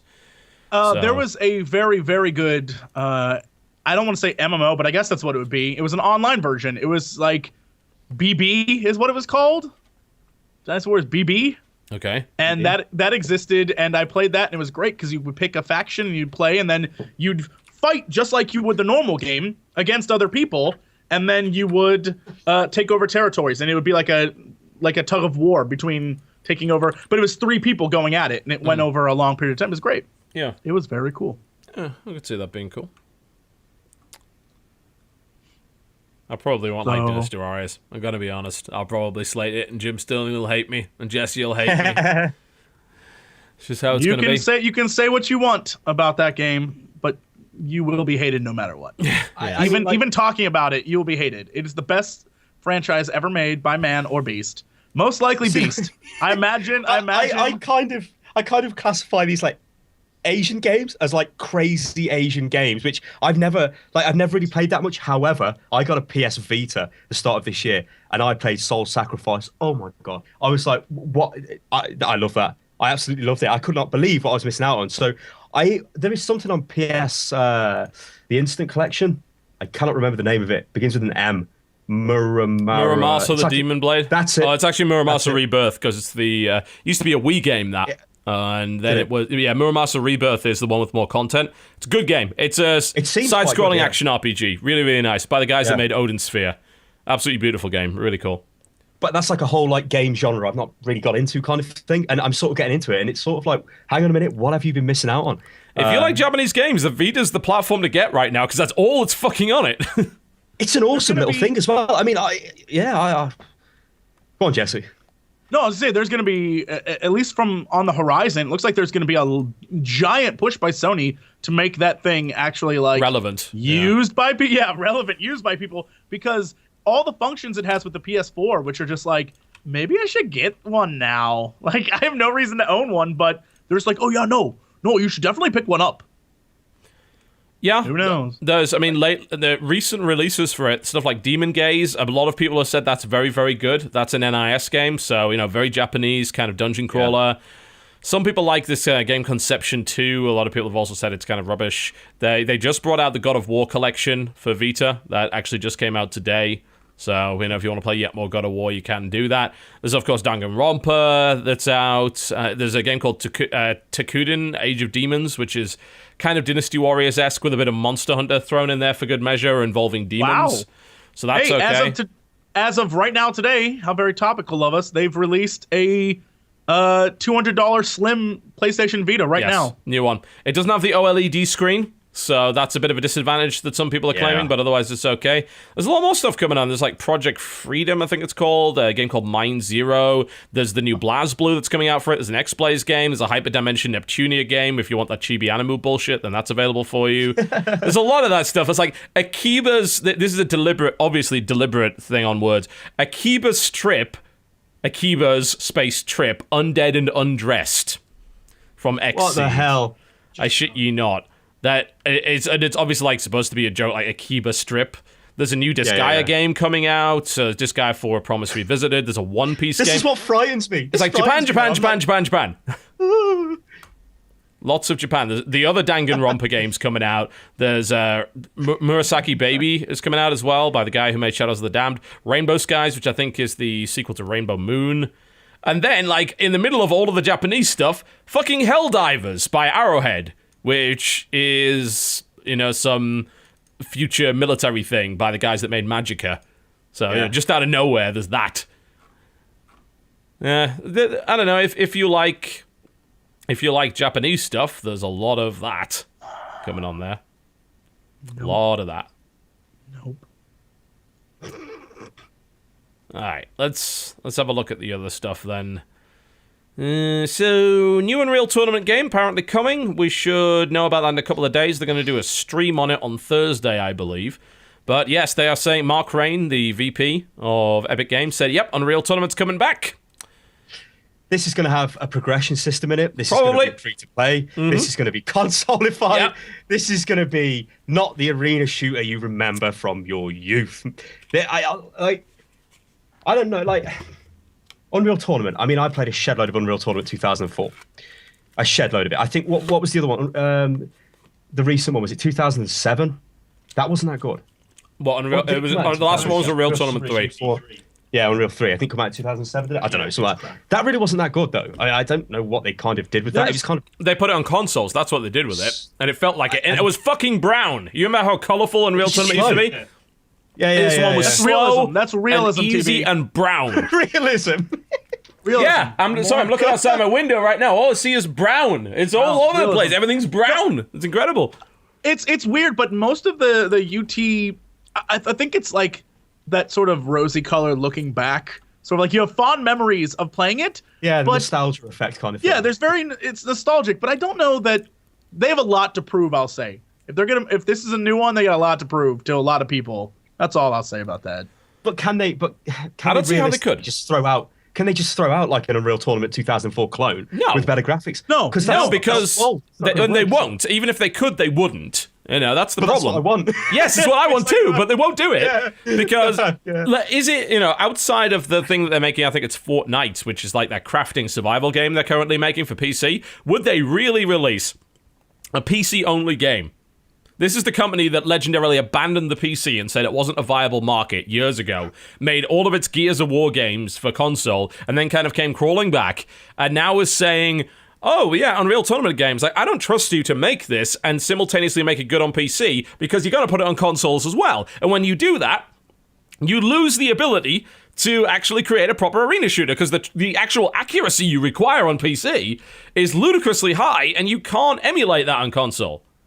Why is there a turn back to PC? Because I always assumed Gears of War was a huge success. Like, I recall that being very, very popular. Even though Well, I didn't yeah, play the it. problem is it's run out of steam. You know, the last one, Gears of War Judgment, people didn't really care for so much. They did the trilogy, and then they did another one for no reason. And I think people were just like, you're doing this, you're dragging it out, you did a trilogy, then you're throwing another one in here, come on, we want something different from you.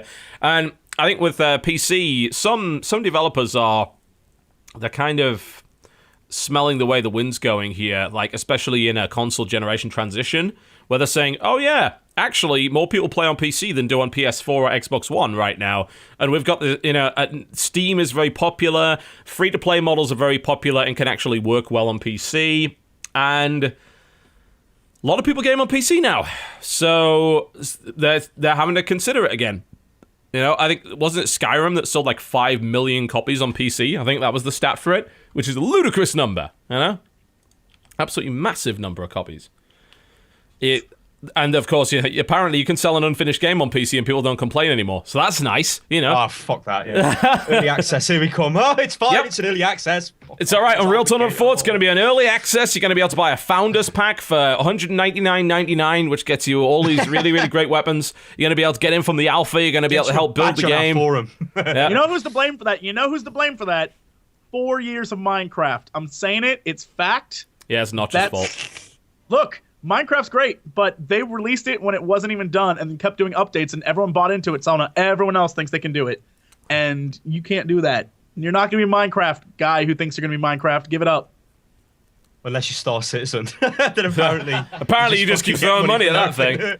Talk about a pipe dream, you know, it's like people just, they want Star Citizen to be so good, they're just going to keep throwing money at it until it is. Oh. I hope that it is, I really do, but it's fucking ambitious.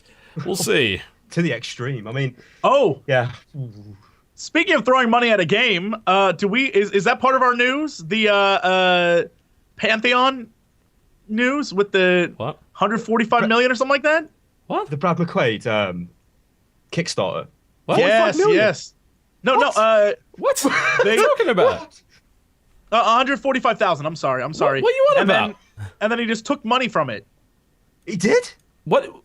Can you at least link me an article instead of bullshitting? Come on, show me what you're talking about. I'm sorry. I'll do it right now. I'll do it. Holy hibbity jibbity. Just to remind Jesse, we're actually doing a live show right now, and you can't just say the thing with the stuff. Look, I had to look it up myself. Give me a sec. I just on the top of my head. Christ. Pantheon Rise of the Fallen. They got $147,000 raised through all sorts of Kickstarter things and like that, and then. Their lead guy took $45,000 out of it as a paycheck, and then everyone else was basically working for free. And he's like, "But I need to live though," and took money. And that's why I don't Kickstarter. You're a bad thing, man. I used to love you, and then it got real. Then it got too damn real. Yeah, I'm seeing it right now. So, allegedly, can we, at least keep the word allegedly before you get sued by these guys? This is it's what I heard from Trump. Trump told me today that run that joke into the ground, Jesse. Just run it in. Yeah, supposedly Brad McQuaid allegedly developing a title called Pantheon Rise of the Fallen, which received $145,000. Apparently received $45,000 of that, basically took a third of it, and there were a bunch of other issues with people not getting paid and all sorts of nonsense. I'm pretty sure this failed on Kickstarter, so they launched their own fundraising campaign on their website. Okay. Yes, on their website. They're obviously taking the direct donations, I guess, from that. Oh yeah, they were asking for $800,000 initially, apparently. Bear in mind, Brad McQuaid... Fuck Brad McQuaid, because what he did to Vanguard. I thought Vanguard was going to be good. Yeah, it was the old EverQuest guy, wasn't he? Yeah. Yeah. So he comes from EverQuest, and then he put Vanguard together, which I think this is an ancient game, guys, but I mean, it had loads of problems with publishers and stuff, and I think eventually it went back to SEO. It went back to SOE eventually, yeah. It didn't do very well. But there's a post. But I followed the development of that. There's a post here that appears to be from their Facebook, their legit Facebook, saying, we regret doing that, but stuff like that happens, and we didn't mean to. Sorry.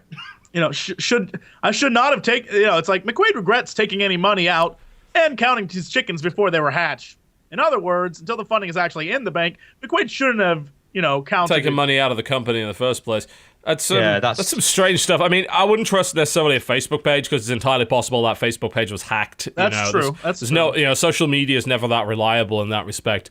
But there's certainly some weird stuff. Apparently, he was taking huge salary advances from the crowdfunding resources.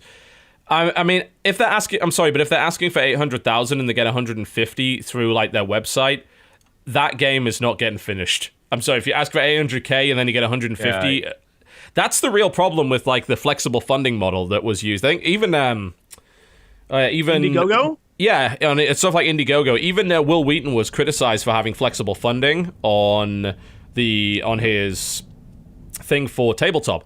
Because he could have just taken, if they hadn't made it, he still takes that money. The show maybe never gets made. As it stands, it doesn't matter because it reached ridiculously high heights. But flexible funding is very, very risky. If you set a goal, then the hope is that that's how much you need, and if you don't reach that goal, you don't get to make it. Like it's all or nothing. Right.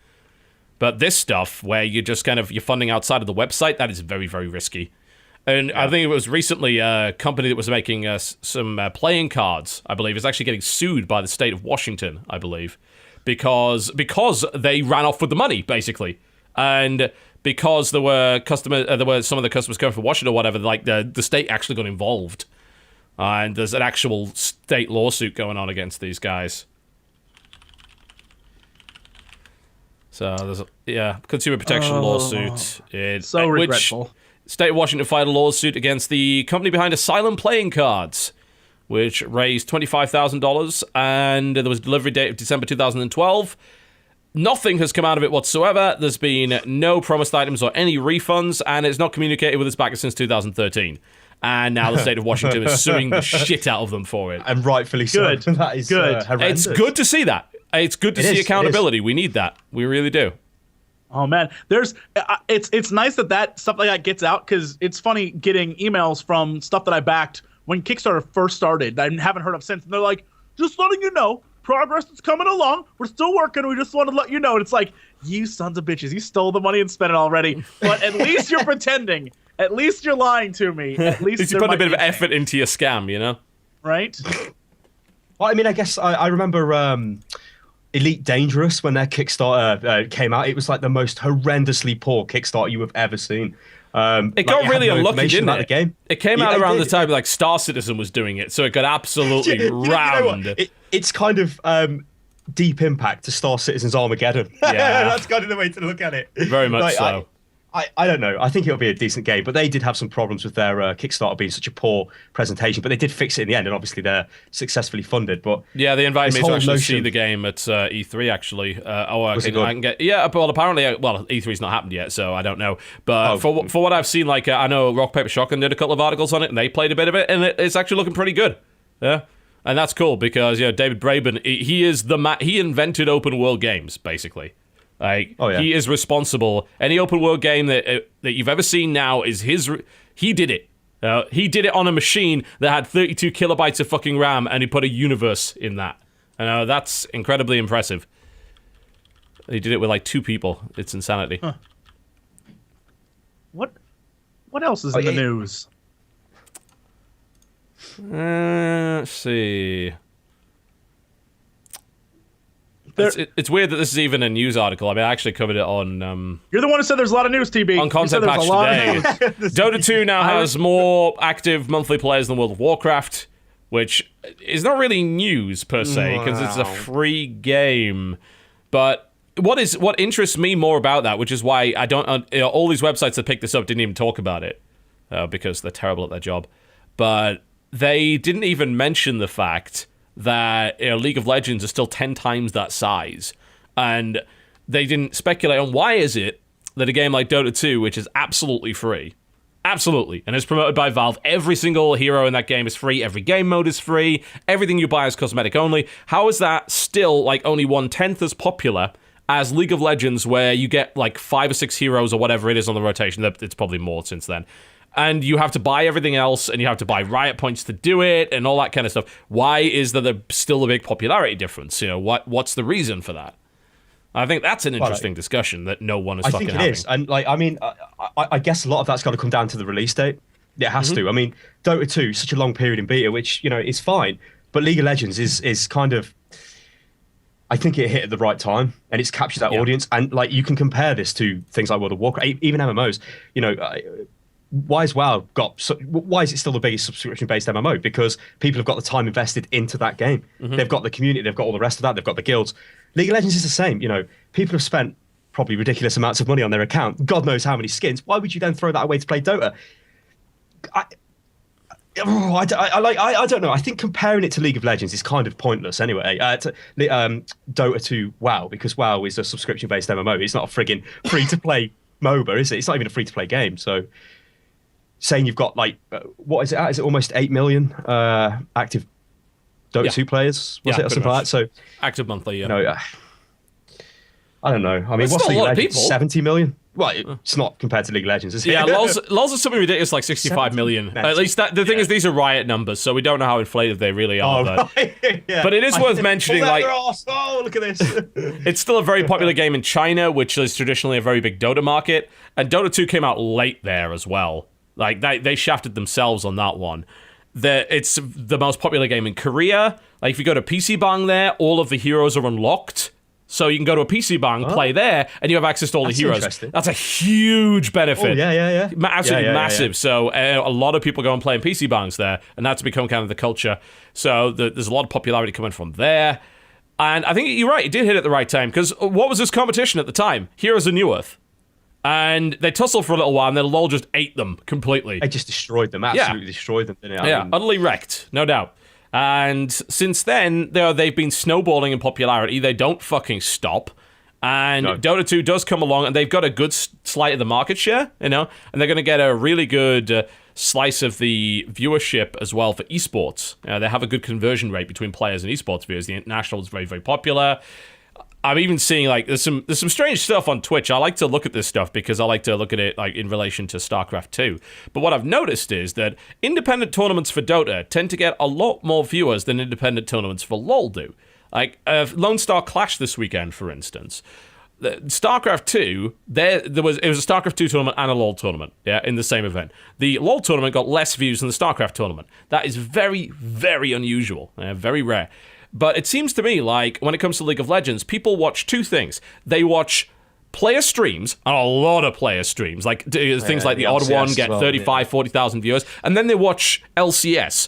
But these smaller tournaments that happen with League of Legends, they don't seem to get a lot of traction, which is a bit weird. Dota doesn't have like an LCS or like a WCS or anything like that. So they put on a lot of stuff that's kind of small, like Star Ladder and some Beyond the Summit America stuff. Yeah, Beyond the Summit. Yeah, and they do pretty well. Like I saw Star Ladder was like pulling in 90 to 100K in some kind of online event.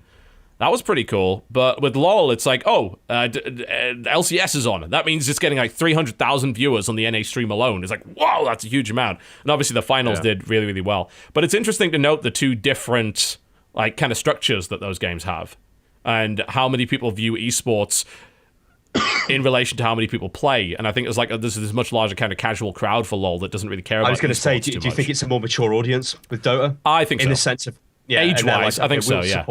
You could literally say, do you think it's a more mature audience, and insert any game? And people would be like, yeah. League, probably. Go to PAX. Go to PAX, look at the League audience, and be like, oh yeah, no. They're young. They're very young. Yeah. It is interesting, isn't it? And I think, maybe some of it comes from... Obviously, Dota 2 is a harder game. It's more complicated. But it also comes down to the fact that the teenagers that were playing Dota in Frozen Throne are now the adults who are playing Dota 2. Yeah. We were playing on Battle.net back in the day with Warcraft 3, and now we're playing this. So it's a natural conversion between the two. Whereas a lot of the LoL audience, it definitely got some of the Dota crowd, but it also built a lot of its own crowd in and of itself, and they ended up being a lot younger. It's obviously, it's a more colorful game. It's a lot of the heroes, let's be honest, a lot of the female heroes are aimed at teenage boys and the Asian market as well. There's no real doubt about that. It's just interesting to me. I like comparing the two in terms of the esports viewership. But do you think that it's possible for Dota 2 to eventually pass League of Legends? No. Can that be done? No. You don't think so? No. That's kind of like asking, do you think... But it's a poor analogy, I guess. But like, will Yahoo ever frigging take over Google in terms of search engine popularity? It's never going to happen. And I think it would take something extremely drastic for League of Legends to lose any kind of audience, and it would equally take something just as drastic to make Dota 2 as popular, because, as we just said, it's a more mature audience. Dota 2 is. Maybe the League of Legends players will mature into it. I don't know. But then they've got the problem of I've played League of Legends for years and years. Yeah, why go to Dota? I mean, this is a problem. You know, I started off playing Dota. I went to original Dota. I went to League of Legends for a while, and I liked a lot of the changes that LoL made to the Dota formula. Like, I liked the fact that creep denying wasn't a thing. I liked the fact that I didn't lose gold when I died. I liked the fact that there was a lot of skill shot based stuff and less kind of activatable item based stuff. I liked the fact that each hero had a passive. You know, it gave that like kind of unique flavor. There was no hero that was like fucking Skeleton King, which has one button. That was kind of cool. And then I played Dota, and I learned to kind of appreciate those things as really interesting game mechanics. And now I'm kind of playing Dawngate, and I find like I don't miss those game mechanics. So I guess I appreciate all of them in different ways, but I can certainly like those mechanics are a barrier to entry in a big way, I think. Like just the very notion of creep denies and all the way the jungle works, which isn't quite as intuitive. It's trickier. It's trickier to get into. It doesn't explain itself that well. It can get harsh, really harsh. Also, I heard Skeleton King was taken out of the game now. Yeah, no, he's been renamed, hasn't he? What? Is he been totally removed? I thought they renamed him at some point, didn't they? Because of didn't they? Was it another trademark Blizzard thing? issues? Yeah, I think so. I haven't actually played since then. Blizzard trademark, bitch. There was like some sort of big event they did, didn't they? They renamed him to something. I don't know. What happened to the Skeleton King? What happened to him? I hope it's Blizzard. I hope it's Blizzard coming in like it's ours. We own Skeleton. He's the Wraith King now. The Wraith apparently. King. Interesting. Looks like it. Has he got more than one button? I don't know. Looks like it. He's still got reincarnation, so he still comes back from the dead like an annoying fucker. No, he still has one button, by the looks of it.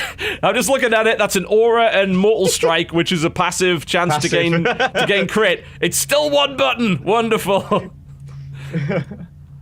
Oh man, outside of that's brilliant. I love the dedication. It's still better just have one button. You can't give him more than one button. That's bullshit. That's hilarious. And people say Dota 2 is more difficult. It is funny that that's actually one argument. When I was big into LoL, like I used to make the argument like look at how many skill shots LoL has, and look at how many activatable abilities it has, and then look at heroes like the Skeleton King that only have one button. There's a bunch of other stuff like that.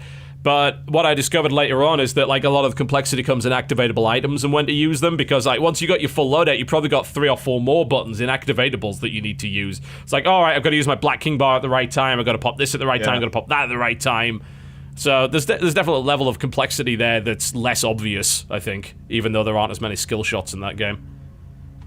Also, who the fuck coined the term skill shot? Was that Riot? It was probably Riot. Let me tell you this about Riot's marketing. They are insidious motherfuckers, right? They like to change the narrative. Like, they like to control the narrative in a big way. That's why they forced the term MOBA onto us, because they didn't want to be called a Dota clone, because they don't want people to associate LoL with Dota, so they created MOBA, which makes no fucking sense, and they pushed it into the vernacular. And now, it's like, oh, skill shots. You know, because that sounds good. And like, you want a skill shot. You want to be skillful, right? So you don't want to be like, press E and click on a hero. That's not skillful. You want to do a skill shot. Look at how great you are. MLG XXX 420 blaze it. That kind of thing. Boom. Yeah, 360 no-scope. Such. Yeah, it's gotta be Riot. I knew it was Riot. People are saying it was Riot. I fucking knew it. They are like that. They are clever, evil people. Very clever. Not that Blizzard is doing any better with this whole hero brawl shit. It's like, no, Blizzard! As soon as they said that, I'm like, why? No! What the hell is this all about? And Hero Arena is dumb as well. Every single suggestion I've heard is silly. Hero Arena is silly. It's like, it's not an arena. It's a big fucking map. It's got lanes and trees and shit. That's what, you want to play a Hero Arena, you play something like Bloodline Champions. That's an actual arena game in a fucking arena. Small map. Yeah, small arena. It's to the point. Yeah, you can't use a Hero Arena. The problem with MOBA is that it doesn't mean anything. Multiplayer online battle arena. That could be anything. That could be Unreal Tournament. You know, that doesn't mean a damn thing. It's anything. Yeah, it's not even. And again, you know, if it was invented by another company that wanted to disassociate the genre with the progenitor of the genre, that in itself is an aggressive and insidious move. So yeah, there's that. Smite does actually have an arena mode. Smite's arena mode is fun. Like I tell you what, if you want to play if you want to play a Dota style game that isn't that complicated, load up Smite and play arena. That's a fucking fun mode. It's like you don't have to think about most of this stuff. You get loads of gold nice and easily. You go into an arena, there's like a coliseum, and people are like, "Yay!" Like as the gods just murder each other. That's fun. I like that. And joust mode too, which is like all random, all mid. That's pretty great. Yeah. They even they put the joust mode. They even put a fucking jousting thing in there with like castles and like people cheering in the stands. So good. Loads of fun. Yes, I have heard the term Aeon of Strife-styled fortress assault game going on two sides. Yes. I heard that one. You know exactly what that stands for. Oh, man. Someone suggested anxiety simulator. Like, I like that. That's StarCraft 2 ladder right there, anxiety simulator. Mola. Multiplayer online lane arena. Nah, it's clumsy. Plus, again, it's not an arena! Stop calling it an arena! We need another S for anxiety like anxiety and stress simulator, so we can just call everything ass from now on. Like, You know what that is? That game's ass. You'll be like, yep, it sure is. See you later. Yep. I got nothing on the name. I've been trying to think of one. I can't think of one at all. I'd love to coin one and push it, but I got nothing. Nope. Another thing that's like, because it's got to encompass all the stuff which is kind of in that genre. And that's difficult because, like, you've got to basically have a genre that fits both Awesome Noughts and Dota in it. Yeah? Art sucks. Action real-time strategy is nonsense. You play one unit, it's not an RTS. Yeah, it's not strategy. What the hell? No. I've said it before, it's more like an action RPG. And like, if action RPG wasn't already a genre, I'd call it multiplayer action RPG. You've got character progression, you've got the frantic clicking. Yeah, you got the leveling up, you've got the, you progress your character. Oh, it's basically an RPG, essentially. Yeah.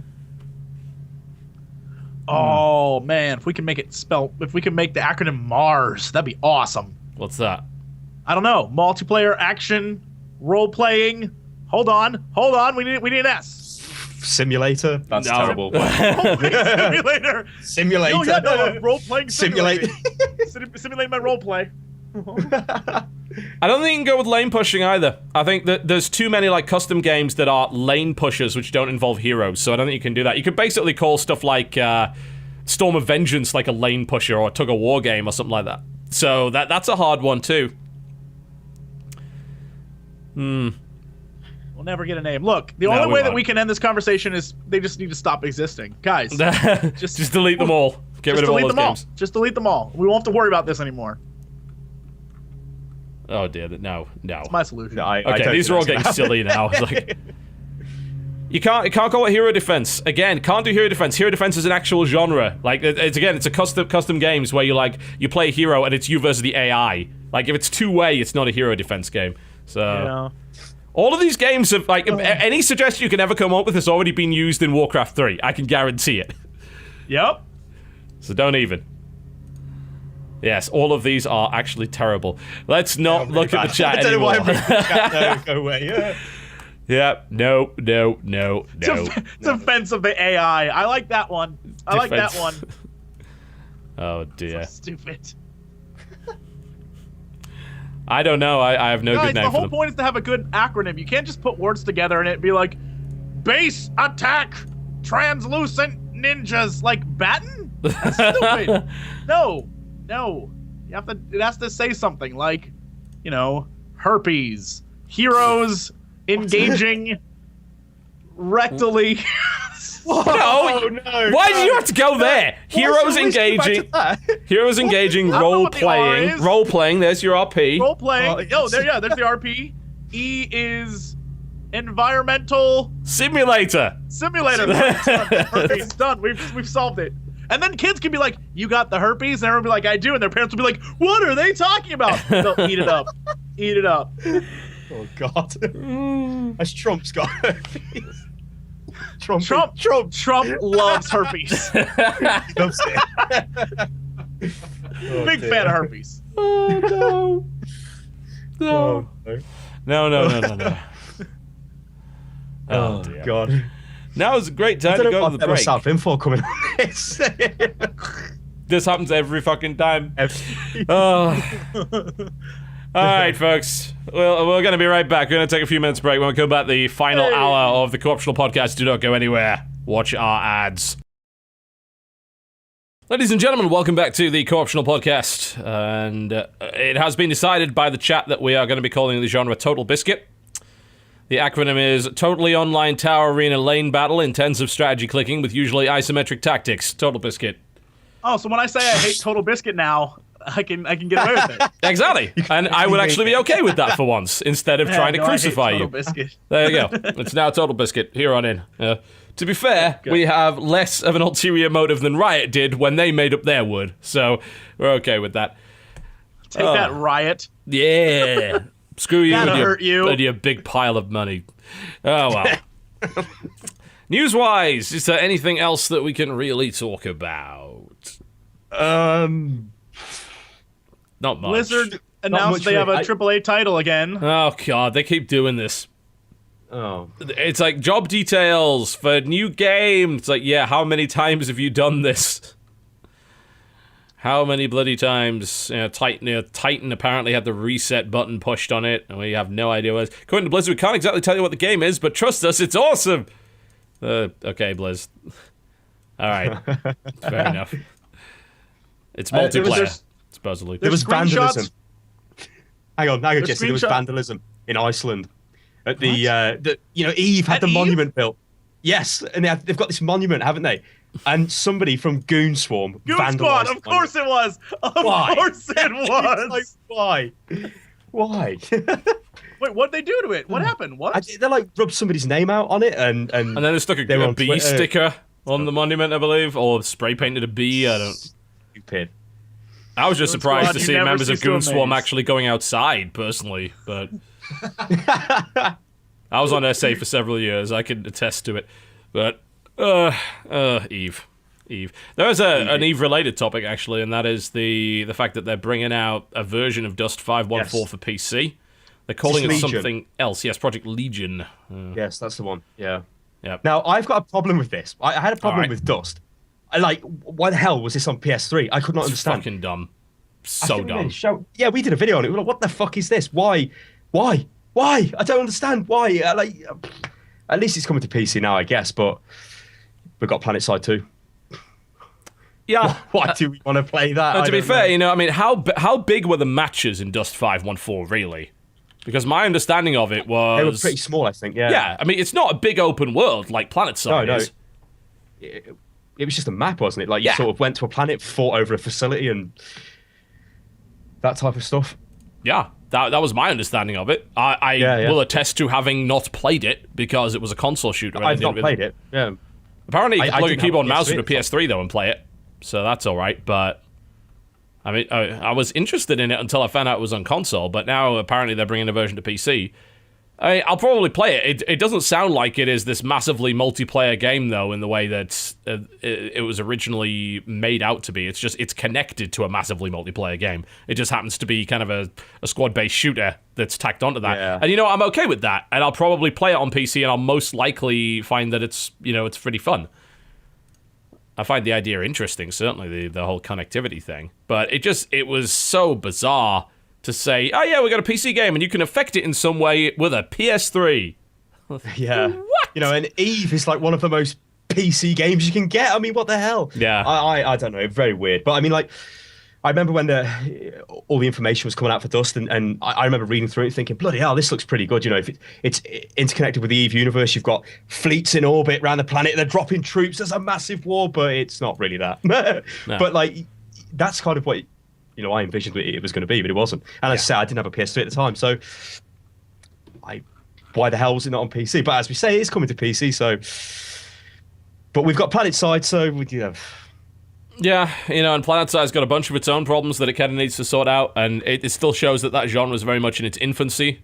It's the best game to try it so far and mostly get it right, but there's still a shitload of stuff that game needs to fix, even though it is very fun. So I don't think we'll see massively multiplayer shooters in a big way for a couple of years yet still. Oh, Yeah. it's a really hard thing to do. I mean, hell, you got games like Battlefield that can't even get the netcode right for 64 players, let alone 640, So, didn't they only just fix the fucking invincibility problem that they had in that game? I hope not. Oh man. I mean, Battlefield. Oh god, Battlefield 4. I don't want to talk about it. I'll wait for that new expansion they're doing for it that has that carrier assault mode. I might play that. It's already out. Carrier assault mode's already is out, it? bro. Is it? Yep. Is it? It's Naval Is it? Strike, isn't it? That is it? Is it? Okay. There's carrier assault mode battles you can do. It's out? All right, cool. I don't know if it's what you're talking about. Are you sure it's the same I've been thing? doing that- them. Are you I don't sure? know. I'm not sure what you're talking about. All I heard was key buzzwords. I think it and I was is. like, I can do that. I can do that. So I think it is carrier versus carrier because I've seen videos of carriers being like attacked, Naval and thrown strike open, and troops carrier going assault. into them. Yeah, it's something like that. Yeah. I don't think. Kind of like, I don't think that's out. Battlefield No, because it's or- like here's a feature of our forthcoming expansion. Unless that's out like now. I can load up and tell you exactly what I can do in it. But all I do is conquest mode because I love it. I love it. I'm in on Naval Strike. Like, I'll come back on Naval Strike and hopefully. Oh, they just released it for BF4 Premium, so that's what's happening Yeah. with it. It's apparently Oh, just yeah, out if okay, you have yeah. BF4 Premium. Okay. Carrier assault. Yeah. Yeah. Okay. I might jump back in for that. I like the idea of that mode. That was really fun in 2142. So we'll Yep. see if it's anything like that. I can dig that. Have you guys seen the? Can I ask you? I want to ask a fundamental question. All right. First A off, have you fundamental seen one. the Okay. Fundamental. screenshots? Oh, God. Cool. Fundamental. This is. Do you want to it's ask me a gonna get to the core- fundamentalist question? It's going to get to the core of who you are. That'll be I very want you to fun. All right. All right. Have you seen the Tales from Borderlands screenshots? That are Yes. out? The Yes, new I ones? have. Yeah. Okay. No. Yes. As someone who has played all the Borderlands games, and two I of them. assume you guys have either played and or heard of them. Yeah. My question for you is there a story worth doing a game that is story driven on in that franchise? Nope. No. I saw the screenshots. I'm like, it looks cool. And they're like, one of the characters works for Hyperion and the other character is a lone rogue. And I'm like, none of this I care about. Like, the world, it's fun to shoot things. The story was never that great. I don't understand. Here's what it is, right? Here, weird. this is what tells the Borderlands actually is. All of this has been a red herring up to this point. It is a 9-hour introspective character study of Butt Stallion. It really is. is. It really is. That's all it is. It's basically done in the DRS, the style, like you can't lose. But in the end, everybody loses. Everybody wins. No, everyone wins. No, they don't. Trust me, when Butt Stallion's involved, nobody wins. Like, it says a lot about the series when the most fun I had in the entire franchise is when I played a Tiny Tina D&D spin-off DLC. I was was told like, that was this has actually nothing to really do with fun. It has Yeah, it nothing to do was. with the game. It's just a lot of fun, and it's story-driven, and it's actually like you're doing something, right? And it has the character, so it's like, oh, I get it, because I saw that character in the game. The rest of it, though, the main storyline, it's like, No, I don't give a shit. That's a game about loot. And the storyline is ultimately fairly silly. There's occasionally funny moments, but a lot of it is stupid fucking toilet humor. The whole Bonafarts thing, the Butt Stallion, the way Handsome Jack... I don't know, Handsome Jack was a fairly good character, but there were definitely a lot of dumb jokes. Claptrap can fuck off. He has not been comic relief for a you long get to fucking play time. as him in the next one. Yeah, Oh, great, because they haven't run my- that joke into the ground enough. That's just beautiful. I was hoping in space no one could hear the fucking claptrap. Apparently they can. So there's that. I just don't of all the games that deserved a special Telltale, we're gonna do this. I don't. Borderlands is a very strange. I said this as soon as they announced it. It's like, this is a very strange choice. Like the Game of Thrones thing fits perfectly. Like that was a match made in heaven, and then this was a match made in what the fuck is wrong with you? Very Match made in odd. cash, probably. Yeah, indeed. Here you go. Oh yes. But again, it'll probably be more fun than both the Borderlands games. The Telltale do a good job with what, although I feel they may be stretching themselves a little bit too thin. But ultimately, Borderlands, I should have liked Borderlands way more than I did.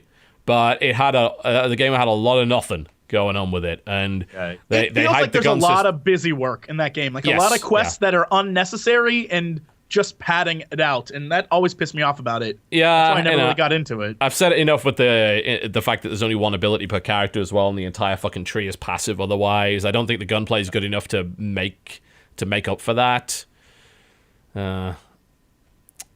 It's on Although the Game of Bioshock, Thrones infinite one- levels of gunplay. It actually is. It really is. Right, but at least you can carry more than 2 guns. That's a Hey! plus. At least once you get the upgrades, But not in anyway. the new Unreal game. You will not be able to do that because it'll be consolified. That's what You'll I've have- said this as well. They're never going to let you have 10 guns. There's No, not 10 no. buttons on that controller. How many? There's like 4. Like 4, that's it. Nah, they force them to use the PS4 touchpad, and they have to actually write the number 2 to get to gun number 2 on it. Perfect. There you go. Problem solved. We got it. Innovation in controls. Oh my. Yes. I'm sorry, I'm not on the Borderlands train. I haven't been since the original. I played the original. The ending was fucking awful. I was like, Horrible. that was it? Are you kidding me? And Borderlands 2. Is it coming out for the Vita? I think it's coming out Yes, for the Vita. isn't it has 2-player co-op and it runs at like 30 FPS at most. I've never felt the desire to play Borderlands on the go, frankly. No. That is not something that I've just felt, wow, that was really missing in my life. Especially if you can't play with other people on the go. Like, what is the point? You can play with one other person on the go, apparently. One. There is They no don't have point to playing 4-player co-op Borderlands in it, by only yourself. 2. That is, you're just asking for hours of boredom. What I will say is the inventory management's probably going to be pretty good on the touchscreen. I can dig that, certainly. But, yes, outside of that, no. Did I pass out? Did we start talking about Bungie and the Activision $500 million about how that's just Oh, ludicrous? the advertising budget. Did we? Did I pass out? The that? Did we advertising mention budget that? is... Oh, yes, we haven't talked about this yet. The advertising budget is $500 million. 100 million. Holy Doesn't this mean they have to sell something like 15 million copies to even break it? Think about that. Holy Like shit. if you remember, when like all the things that the money they put in for like Dead Space and they got pissed about that, and Tomb Raider and they got pissed about like all this money being forced out, and all they want so badly is just to have another Grand Theft Auto. And it's good luck, guys. Well, it's not just marketing. It's according to Bobby Kotick, basically says $500 million, so $500 million on development and marketing for Destiny. And in addition to development costs, it includes marketing, packaging, infrastructure support, royalties, and other costs, supposedly. Is this just me though? But the recent Destiny footage that's been coming out really doesn't look that good. Well, It yeah, kind because of it's on looks- console. The hype, Well, not visually, the hype for but like it, though. the game itself. I have a lot not- of friends who are like big Halo people, and the hype amongst them as like, this is the one. Halo 4 kind of sucked, but this is the one, bro. This is the one. I'm telling you, it's through the roof. Which is There's gonna weird be a because lot of it's people gonna not buy even it. it's not even the same kind of game. It's very Borderlands-esque, very Borderlands, quest-based. yeah. This kind of shared world thing going on with it. It's very focused on PvE. Deathmatch. There is some of that, of course, but it's not the focus for it. They have to sell 15 to 16 million copies to break Yeah, even. I thought it was. Well, something you like know what that. a I mean, good way the to hell? start doing that would be? Announce the PC version. Then you might sell a few Yeah. extra million copies. Because But wait a minute, they haven't. yeah. It's just terrible. Oh, I don't- went to the studios I went to Bungie Studios. It was a few months back, and we saw bits and pieces. Really impressive looking studio, really nice guys. And I asked them, and they just dodged the question entirely about a PC version. It's just like, great, you're ignoring PC completely for a genre that is like PC in a nutshell. Yeah. Hey, loot. Yep, PC gamers like that. First-person shooters, It's absolutely multiplayer. We crazy. like that too. I do not understand I mean, ignoring it would be like having your game and suddenly going, you know what? We're not going to sell this in Europe. Forget about it. Well, It I mean, just it doesn't wouldn't be even the make first sense. time it's It happened, doesn't would it? even make sense. Wouldn't be the It's first crazy. time. No. I love how they end the article with the prediction that their Activision hopes that this will be their third billion-dollar franchise, joining Call of Duty and Skylanders, games that are so different that it's flukes that they're this successful.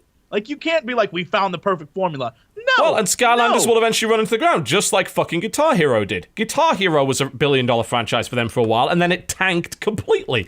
And it will eventually happen. Call of Duty is happening less quickly, but it is happening, and Skylanders happening. will happen too. There's no question about that. It will happen. They do the annual thing. They keep shilling the annual thing out. They milk it until it dies, and it's left as a shriveled up little corpse. And just A bit like what Nintendo do with Mario. Poor Mario. Poor little Mario. But He's new been Mario abused Golf so game. much. But Mario Kart's coming out, though. there's a Mario Kart. Oh no. And Smash Mario. Bros, guys, Smash Bros. Released the same games 5 million times, be called the savior of gaming, be Nintendo. That's the official jingle that goes on in their heads every day when they get up and look in the mirror.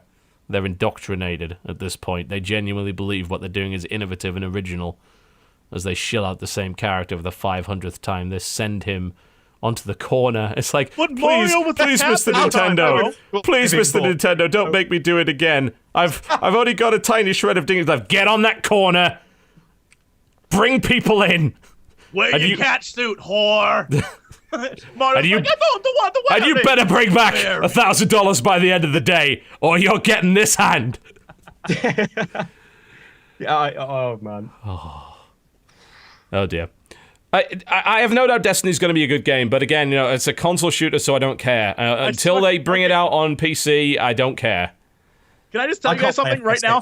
Anyway, that's just literally- terrible. The minute we mentioned Nintendo, I just got a call from 000000000. I feel like Nintendo doesn't like us. That was Mario like, you got to help me. It makes me dress up in this cat suit, drive around in a little Mario Kart. I wanted to be an actor. It's the worst. Oh god. Every night at the cafe, I can't do it anymore. I'm saying that the employees go and cuddle with Mario at the end of the night. Yeah, that was what you were saying. Yeah. Right. Okay. All right. Oh dear. Possibility for rumors about a new Nintendo console possibly being unveiled quite soon. That's what I'm hearing. We don't know if that's true yet, but certainly rumors circulating in regards to that. Probably has to happen. I genuinely do not see a way for the Wii U to recover from this position. I really don't. Like I'm not the biggest Nintendo fan, but the Wii U has like had the worst marketing strategy I have ever seen. It was just like, Wii U, what is this? A controller for my Wii? No, I mean it's I just thought it was an Nintendo have internet denied web this, course. by the way. I just want to point that out. They have denied that they will be showing new hardware, but I think they have to. I don't think they have a choice. Like, now the next gen consoles are out. That window has passed. Like, this is Dreamcast 2.0 in a huge way. But instead of just having its face stomped on by the PS2, it's having its face stomped on by the fucking Xbox, Everybody. by Yeah. the Atari Jaguar, everything else. The fucking Philips CDIs come along to stick the boot in as well. Spectrum's turned up. Oh dear. Oh, Jesus God, not him. I thought we got rid of him. It's like, I just got off a 20 stretch in fucking Wormswood. I'm out. I want a piece of it. Oh, God. I tell you, the Philips CDI is the aesthetic spectrum is the Bronson of the gaming computer world. Oh my god! But I remember those commercials. I vividly remember the Philips CDI commercials and how they were just so hyped up about their shit, and it was always this giant laserdisc player thing. It's like, come play Philips CDI. As people have accurately pointed out in the chat, the Dreamcast did better. Like, the Dreamcast had a bunch of really good games. Better And than the Wii U, hasn't it? yeah, and it's Yeah. still got its face stomped on by the PS2. So you're telling me a console as good as the Dreamcast, with a lineup as good as the Dreamcast, still got its face beat in, and you think the Wii U has a shot?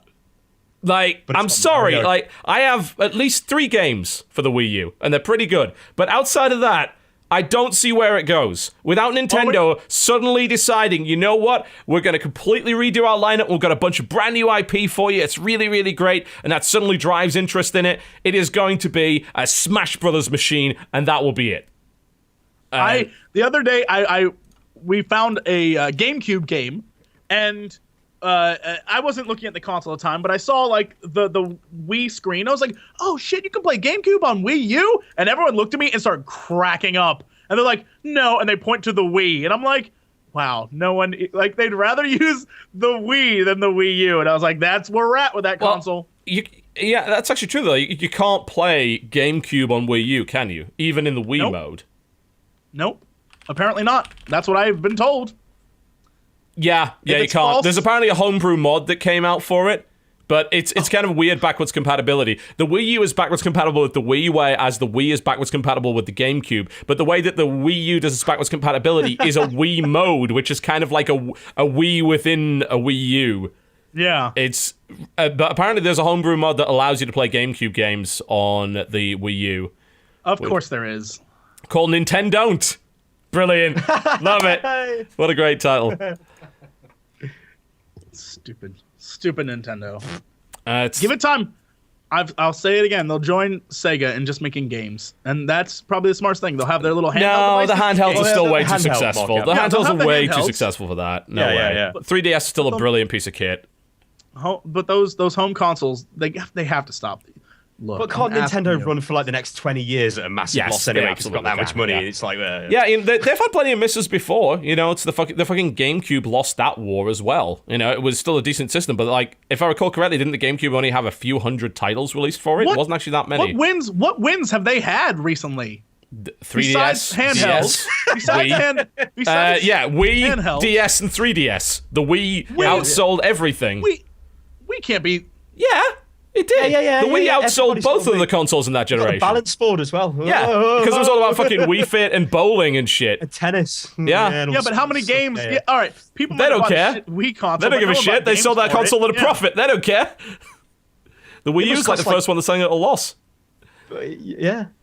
I don't know. No one's gonna. Yeah, I mean, they could afford a couple more duds. That's fine. But I don't see the future for that console now. Like, now that the next gens are out, what the hell are they going to do? Here's the two studios they currently have. They've got their in-house stuff, and they've got Platinum. And Platinum, I'm pretty sure, is going to leave them Bayonetta, quite isn't it? quickly. They're going to put Bayonetta 2 out. I'm going to buy Bayonetta 2. I'm hopefully going to enjoy it. And then, are they really going to be able to convince Platinum to publish another game as a Wii U exclusive? I'm sure Platinum would like to sell more than 3 copies of Yeah, their the sales are actual going to be titles. absolutely horrific, ain't they? I mean, it's just going to... Yeah. Wonderful 101 was like a great game last year, but it didn't sell that much because most people don't have Wii U's. So, they got the retro studios as well, who are making like the Donkey Kong games and stuff. But again, they're making the same games that were making 20 years ago. We need something else. Something else. Did that Donkey Kong game sell at all? Did anyone give a no, shit? it sold terribly. It's great. But it doesn't matter because nobody cares. That's a sad thing. They'll probably bring Metroid Prime back in some way. That'll happen.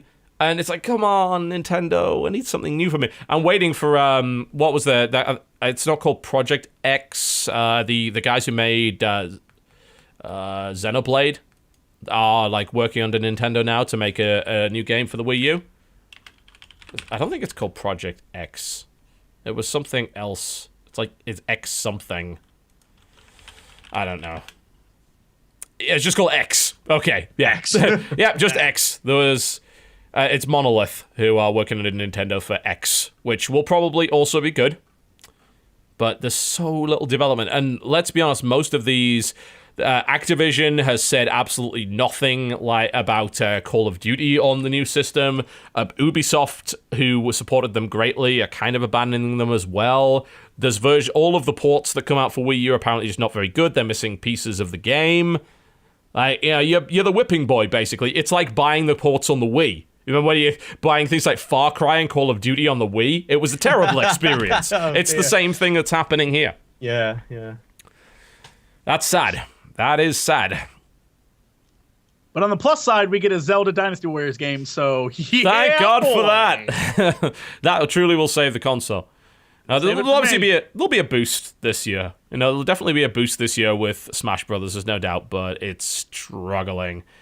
Maybe they bring a mainline Pokemon game to the Wii U. Huh. That might work. But Why didn't the Pokemon Wii U Snap. launch with these Make it games? That's what I happen. don't understand. exactly. Like fucking Pokemon, Mario Kart, the Smash Brothers. Instead, you get Luigi running around a fucking ghost house or some shit. Nobody cares about Luigi. I don't even care about Luigi. I mean, what the hell? Have you had the chance to play the Mario Kart arcade game?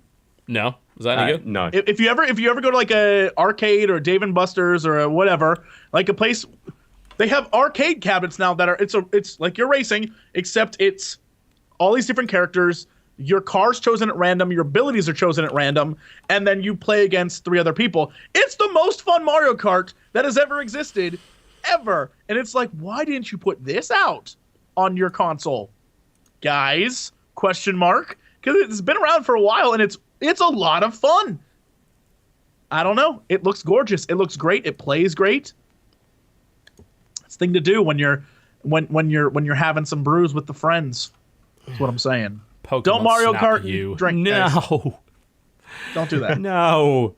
Like, okay, I know it's obviously the perfect system for it, but no one's going to buy a system to play Pokemon Snap. No. It's not going to You happen. can use the thing. You can hold the thing. Like, I don't care if we can do that. No, it's the same reason no one's going to buy it for Fatal Frame. Fatal Frame is not a system seller. I'm sorry. no. They needed a Zelda or Metroid game at launch. That's what they needed in order to sell their console. Like I don't even like Nintendo. Yeah, I know what they needed at launch. Why don't they know? It's crazy. It's And absolutely this crazy. year, but even Luigi then- shit, that was the fact that when it ended, Yeah. it was just as snarky as when it began. People were like, the year of Luigi's over, guys. Oh, only one more day. Like, you guys are idiots. That's so dumb. Oh, but even then, even if they did bring all that stuff out, it's like, great. They are the only company that consistently brings the same games out over and over again across generation after generation after fucking-ration. The other 2 companies, Microsoft and Sony, actually make the effort to create original IP, even if they do say, we're going to make a new Resistance game, we're going to make a new Killzone game, and so on and so forth. They still at least make an effort to say, yes, there's going to be new IP, look at all our new IP that these guys don't have. And Nintendo's like, look at the Mario games that they don't have. And then it was just like, okay, Grandpa Nintendo, all right. Don't get too excited now, you might pee yourself. Oh... It's a sad state of affairs when in your fighting game, when you introduce new characters, you're like, it's the yoga lady. That's what you have. From our most successful Nintendo game in 10 years, here comes the Wii Fit Trainer. Yeah, Wii Fit Trainer, and then God. and then the new Leaf Kid. Like, yep, we got it. We have all the best characters we could possibly include. Like, no, guys. So sad. So sad. Yes, it really is. It really is. I remember yeah. desperately wanting a Super Nintendo more than anything in the world, and now I can just literally care less. Like, whatevs. I'll buy it when I buy it. Yep, it sits on my shelf, and it's like, because eventually there might be, something I want to play on it, like Bayonetta 2. Or, I got mine, it sat there for about 6 months, I played one full one-on-one in it, I enjoyed my time with it, I've not turned it on since. I think it gets used by my kid for Skylanders mostly, but I think he just got the new Skylanders, and he couldn't find the new Skylanders on Wii U. They only stocked it on Wii, because no one was buying it on Wii U, so we just got a Wii instead. So it's like... I'm like, do you want it on PS4? It's like, no, I'd rather have it on Wii so I can play it in my room. It's like, great. We have the next-gen console sitting in the media room doing nothing. Absolutely nothing. And he's playing on his fucking original Wii in his room. Ugh. My absolute favorite comment is in chat. This guy's like, but to be fair, Wii Fit Trainer has has really caught on with the fans. There's a lot of fan art. I'm like, yeah, no, there's a reason for that. What? Because she's popular. It has nothing to do with her popularity. Nothing. Oh yeah, no, the fans really like her. No shit, you don't say. Why is that? She's got 2 very big reasons why. All that tight-fitting yoga pant clothes definitely has nothing to do with it. Mm-hmm. Nothing. Oh my. Other than that, she's very charismatic, guys. She has her a great story, personality. The gameplay, fantastic. Really relatable. Mm-hmm. The A lot of internet. fan art. That's not a good justification. There's a lot of fan art out there. Yeah, there's a lot of fan art that I don't want to see either, and I would prefer just keep out of mind if possible. That's how I'm going to justify all characters. Dude, there's just a lot of fan art, though. Lots of fan art. Oh dear. I think companies should judge their popularity based on the Rule 34 fan art. If there's a lot, you're doing it well. Yeah. You're doing it right. If no one wants to fuck a cartoon version of it, then it's obviously not commercially viable. Nope. Terrible. Nope. That's why they put all their money on Bayonetta. They are convinced Yeah. that's the way to go.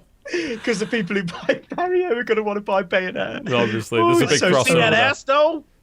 Yeah. Like what? No one. Yeah, you're right. No one playing Mario or Luigi's Mansion is going to be like, I want to play that game. New releases. Let's do that. Just All right. I just want this to stop. All right, let's go through the new releases. New releases today, that being May the 6th. God of War Collection for PlayStation Vita. If you want to play yet another thing that you played on PlayStation 2 on the Vita, you can do that. MLB The Show, PS4. Play baseball on your console. The show. We need a subtitle. You mean The Rounders show. TV? Hakuaki. Stories of the Shinsenegumi Sensei Senpai Animu. I think that's the Japanese title. That's the subtitle that you didn't get over here. It is a choose-your-own-adventure involving potential love interests. Why the fuck am I not surprised? Oh, God. Whoa. What do you mean choose your own adventure? Like choose your own adventure or just... What the heck? Hakuoki, Stories of the Shinsenigami. This choose-your-own-adventure style game offers players a chance to choose one of 6 possible love interests. Playing through the main game unlocks the Stories of Shinsengumi. Several additional events that add roughly 20 hours of content. 20 fucking hours. 20 hours? Game of the year. Calling it. Unlock a series of short stories written specifically for this game about the Hakuoki cast in modern-day Japanese high school. Japan! A high school. Always a high school. What the heck? Japan! Stop! Stop! Why? Every fucking time! All right, guys, I went to go look up images of this game. There is a there's a significant amount of images featuring Does it have a male lot of fan art by any chance? No. Well, it is fan art. It's male characters from the game paired with real life dogs. And I don't know what is going on. What? Let me send you one. No. You can appreciate it. Can we not? Copy image URL. Enjoy Oh, this. Enjoy no. this, guys. This is just one of the many selections that I've stumbled across. What the fuck is that? Is that a French bulldog or something in there? Why does that exist? Alright, hang on. I got this shit. Hang on. I'm gonna go grey for a second as I put this in here. Here it is! Look at how glorious that is! I'll put it over Jesse's face. There we go. Best fan art of any game ever. That's what you guys should be doing with the Wii Fit trainer. Just put her just next to a picture of a dog. That's all Why I'm does gonna this do for the rest of the exist? day. It's just her and a picture of a dog.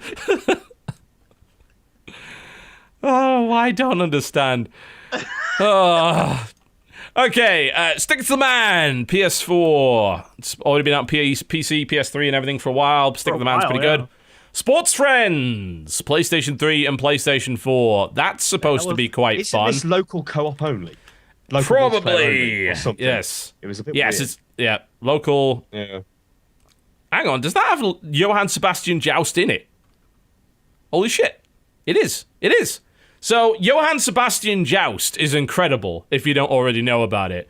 If you've never played it, then you've probably never been to PAX or anything like that. But it is a game with no graphics. You use they use the motion controls with the... Oh shit! I've seen a video of this. Yes. You walk around with it, and the music, when the music speeds up, you can move faster, and you try and knock everyone else out of the game by hitting their hand to shake it too much. When it slows down, you got to be much slower. Basically, it's a game about physical violence. It's brilliant. I was going to say this is going to result in violence really quick. Yeah, I played it with a theme and accidentally karate chopped this girl in the neck. It was brilliant. Wow. There's also, it comes with the pole vaulting dueling game Super Pole Riders and Barry Ball, which is a retro style fighting game. Yeah, this has got to be brilliant. Johann Sebastian Joust alone is hilarious. It's smart that they put it in, I think, with a bunch of other games as well. I think you can't really sell any of those games on their own, so this makes sense. That's cool. I'm really glad that that's actually coming out, because Johann Sebastian Joust is a hilarious party game. Absolutely brilliant. People will die from that game. Titan Attacks. PlayStation 3, PlayStation 4, PlayStation Vita. What is that? I don't know. I assume it's not Attack on Titan. Everyone Titan has Attacks. That's Puppy Titan. Games. Okay, yeah. I know what this is. It's a Space Invaders clone by Puppy Games. So there you go. If you're hoping for Attack on Titan, no, it's actually a pretty good Space Invaders clone, but yeah. Broken Sword 5, The Serpent's Curse, PlayStation Vita. Anyone played the Broken Sword games? I think so a very long time ago on my PS1, I do believe. Therefore, I have no knowledge of it. But I do remember there was some sort of a scene in Paris, I think, and somebody got bombed in a cafe, I think. Sounds about That's right. all I know. Click and point adventure type thing, anyway. Yep, by Revolution Software. It's an episodic point and click, basically. Yeah. What else? Football Manager Classic 2014, PlayStation Vita. Also known as the game that will sell 1 million Vitas in the UK. Fucking guarantee it. Gotta Game is manage my team. Yep. It's the opiate of the masses in England, trust me. Tesla Effect, a Tex Murphy adventure coming to PC on May the 7th. So excited. Yep. May the 8th, FMV. Age of Mythology Extended Edition. That game taught me about history. I'm sure it was all very accurate as well. Yes, it was very accurate. It does. I'll give them credit for this. It looks significantly better than the Age of Empires thing that they released. It looks like they've put a lot more effort into this one. Yeah. It looks a lot better. I'll probably play it. It looks, it's improved. It's not brilliant. I mean, it's still fairly low resolution textures, but it's a hell of a lot better than it used to be. So, yeah. What? The Denpermen 3, Rise of Digital on the 3DS. Denpermen is hilarious. Just want to point that out. I like the Dempa Men. Who are the Dempa Men? The Dempa Dempa Men Men. are mysterious creatures that live among the radio waves. You course. can't see them with your naked eye, but you can find them and catch them using your 3DS. Yep. Denpermen. They're turn-based dungeon crawling RPGs where you build up an army of these little Denpermen dudes and you scan things like QR codes and you kind of find them in the real world. It's really interesting and strange and kind of cool, honestly. Dempa Men. And it's 3DSware, so it's like $5. It's kind of neat. Denpermen. Grinsia for 3DS eShop. What is Grinsia? I could not. It's an Is that RPG. a typo? Like Grandia? typo? No, it is a. No, it is a thing. And it was also on Android. Apparently, It's Android, It is, yeah? Yeah, it was on Android initially. So yeah, it's a JRPG ported to Android. It looks kind of 16-bit era kind of sort of thing, like an old Final Fantasy title. Yeah, Japanese, but without visual knowledge elements, which is always nice. Visual knowledge. Wow, let's try that one again. Visual novel. Huh. Yeah, I'm losing it. May the 9th, Bound by Flame, PS4, PS3, PC, Xbox 360. Okay, this is like a medieval fantasy RPG game that looks like a really cheap Dark Souls. Uh-huh. It's Have you from played Focus Interactive, isn't it? Which, well, they publish it. So, like, they tend. I don't mean this with any disrespect, but they don't tend to, like, they seem to publish kind of mediocre games. But They're not a them, AAA publisher. yeah, it's fair to say essentially, that. Yeah. They've put out, I mean, some good stuff's come out under Focus Home Interactive. They published some stuff which is kind of cool. They published Wargame Blood is pretty Bowl. good. Yeah, Wargame is a great example of that. Yeah. They published Blood Bowl. They're publisher for that. But there's a lot of stuff that comes out from them that's like really strange. Like for every Wargame, it's like Crime and Punishment, Sherlock Holmes. Yet another one of those. Orcs and Men, I think, was that one they had as well? Of Orcs and Men. Yeah, they released that one. They publish a lot of stuff. Basically, that's probably the best way to describe it. Lots of them are very strange. Some of them are good. Some of them maybe not so good. They're actually publishing the Deathwing first-person shooter, Space Hulk Deathwing, which is interesting. They're also publishing the Mordheim game. I learned that today there's going to be a Mordheim game, which is super exciting because that's a part of Warhammer that most people don't see. They put out stuff like Final Exam, which was okay. Contrast was published under them. Farming Simulator, it's weird. But the Bound by Flame is made by spiders, who actual legitimate spiders, like literally spiders, made this game. It's incredible. No, a developer called Spiders that made a game called Mars Warlogs, which seemed like it came out of nowhere. It seemed really exciting, but it had some really cool elements to it, and then it was just kind of bombed by poor design. Bound by Flame is a third-person action role-playing game. I can't talk much about it because I'm under embargo. Yeah, although we're under embargo for this. yeah, apparently it came out early. There's an entire people have played the entire game already because somehow it leaked early in Europe. So it's lovely to be under embargo when the game's fucking leaked, but you can watch it. It's... I don't know. It seems okay, but Yeah, it doesn't look bad. It just looks not good. Yeah. Yeah, we'll see. Got to play a Might bit give it more. a try. Yeah, I've got to play a bit more of it. I can't even talk about it anyway because I think the embargo's up on Friday, so I'm gonna have to work on that this week. I'll tell you this: it's got some of the best-looking rock textures I've ever seen in a video game. Some high-res fucking rocks in that game. Well, we Wow. know TV's review is going to be shining positive. Also, the beards. A lot of polygons in those beards. Really good quality beards in that game. High quality beards. Alright. So, onward. Past Bound by Flame to actually next week, so we will not bother. I think that's about it. That's pretty much it for the releases. We haven't missed anything, have we? We probably have. Our release list usually is missing things. Nope. Not I that don't I'm aware know. of. God knows. Oh, apparently Europe's getting Peggle 2 on May the 7th. Xbox. Finally. Yeah. Indeed. That's about it. Yep. That's it. That's the video games you will have. Yeah, there's really not No. a whole lot of games No, coming not out really. this week, guys. Not really. Deal with it. Yeah. Probably about time to wrap up the show, I think. Unless you have any other topics do you have anything burning on your mind that you must discuss? No. Not really, no. I can't. Video games are boring, basically. It's They what we've are learned from really this show. boring. Oh, dear. I don't know. It just seems like there was a lot of 3DS releases and stuff coming out, which, if I'm totally honest, I have no interest in. So, I haven't played my 3DS in a while. I should. It's still got a lot of good games. But I just don't have the desire to do it, frankly. It's like, when I go to bed, it's like, I'll play some games? No, I've been playing games all day. I'm going to watch Netflix. exactly. You know what? I do exactly the same thing. I get in bed, I'll get the Vita, I'm like, oh no, put it away, get the iPad, sit down, watch Netflix. Yeah. I got a stand for near my Star bed, Trek which Next Generation basically episode. levitates my iPad to the point with perfect Yeah, viewing yeah, angle yeah. when I'm lying down. It's like, this is great. I don't need a fucking TV. I just have this 10-inch fucking tablet in front of me with a clip-on speaker. I'm watching Studio 60 on the Sunset Strip, which is jumping the fucking shark halfway through. I love Aaron Sorkin stuff. Absolute huge fan of it. Love The West Wing. Watched the whole series twice, which for me is very unusual. And Studio 60 starts off really, really strong. Like, great setting for it. It's a TV show about a TV show. Awesome. I get to learn all this industry-specific stuff. Really, really great characters. Halfway through, rom-com. Out of fucking nowhere. Like, god damn it!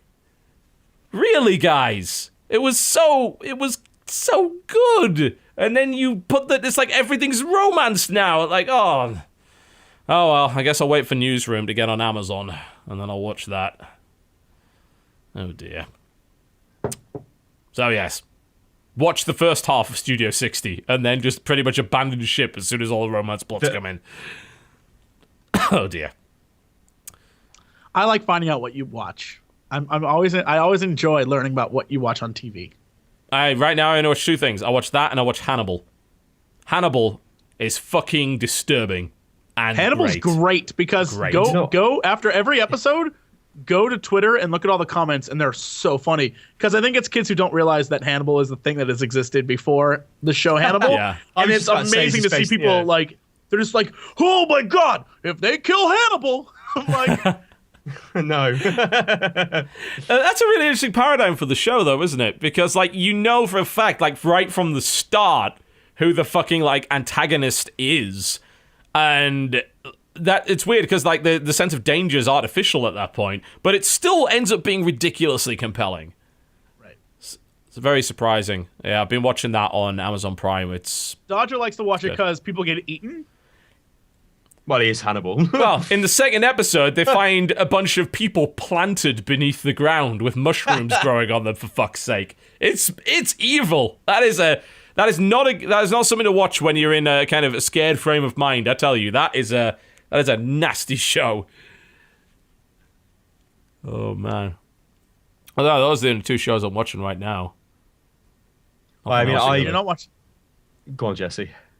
Oh no! After you, sir. After you. sir. After you. Age before beauty. Go. House of Cards was the last thing I watched. I need to in any watch kind it. of I capacity. need to get around to it. Great. Yeah. it really is. Like I didn't think it would be something I would enjoy, but I was really taken in by that. Yeah. And it's kind of been the best thing I've watched in a hell of a long time. Like a long time. And dare I say this, Game of Thrones kind of pales in comparison to it in terms of the quality of the writing and such. Yeah. Obviously, I know Game of Thrones is fantasy and whatever, and Game of Thrones is Game of Thrones. It's still great, but awesome. House of Cards, absolutely awesome. And of course, it's based on a British program as well. What more? Yeah, the House of Cards trilogy, the original one was British, yeah. People are suggesting Arrow in the chat. I've already watched all of Arrow. Arrow is really good. Arrow's the guy with the Arrows. bow and arrow. What? Yes. Arrows. Yeah, it's like Green Arrow, basically. Green Arrow. Yeah. Yeah, it's great. I like it. I like Arrow a lot. Great characters. 24 is back as well. Oh, for Christ's sake! I stopped 24 at season 3. Like, I watched the first series of 24 really, really late because when I was growing up, when 24 was a big deal, we didn't have Sky, so we never got to watch it. Sky, for those who don't know, is the UK satellite TV, basically. Cable TV in the UK is only a recent thing. If you wanted like the premium TV channels in the UK, you had to have a satellite dish. So and the company that did it was called Sky, and I never had that growing up, so I never had all of those shows. And then I ended up watching it later. I was like, whoa, yeah, 24 is incredible. I watched the second series, like, whoa, it's still incredible. Season 3, it's not incredible anymore. Oh, it only goes downhill from there. Like, Yeah. This season, Jack Bauer takes on his father, who just happens to be a bad guy. How is he a bad? It doesn't matter. Jack Bauer needs to stop a bomb from going off. Again. It's insane. It doesn't matter, though, because this time he's in London. Or Yeah, he's somewhere. in I don't know. And he only has 12 hours instead of 24. Not because we couldn't afford an entire 24 No, season, of course. but because I heard 12 this. hours. They said like the extra hours will be filled in when he's like on a plane. You know, he's going somewhere. We don't need to see that. He's traveling for an hour. It's totally fine. Yeah. I've heard the True Detective is very good. I had a bunch of people recommend that to me. Apparently that is incredible. That is a really good show, dude. I'll watch that. Yeah, that sounds good. People are saying The Shield. It's like, yeah, watch the whole Shield. I bought the whole Shield on just box set of Shield is that. great. I did the entire 7 series in not one sitting, obviously, because I'd be dead. But like pretty much straight through like 6-7 episodes a day, just devouring that show. It's like that show never has a bad season. That show is the closest to perfect that I've ever seen from a TV show. It ends just as well as it begins, and it never drops off, and it ends just the right time. It's fucking And even great. when it got a little like stale, they were like, "Here, let's throw in Glenn Close," and she just like, boom, series is back to being good again. It was like, damn, they did it right every single time. And that is a brutal show, and Yeah, brilliant show.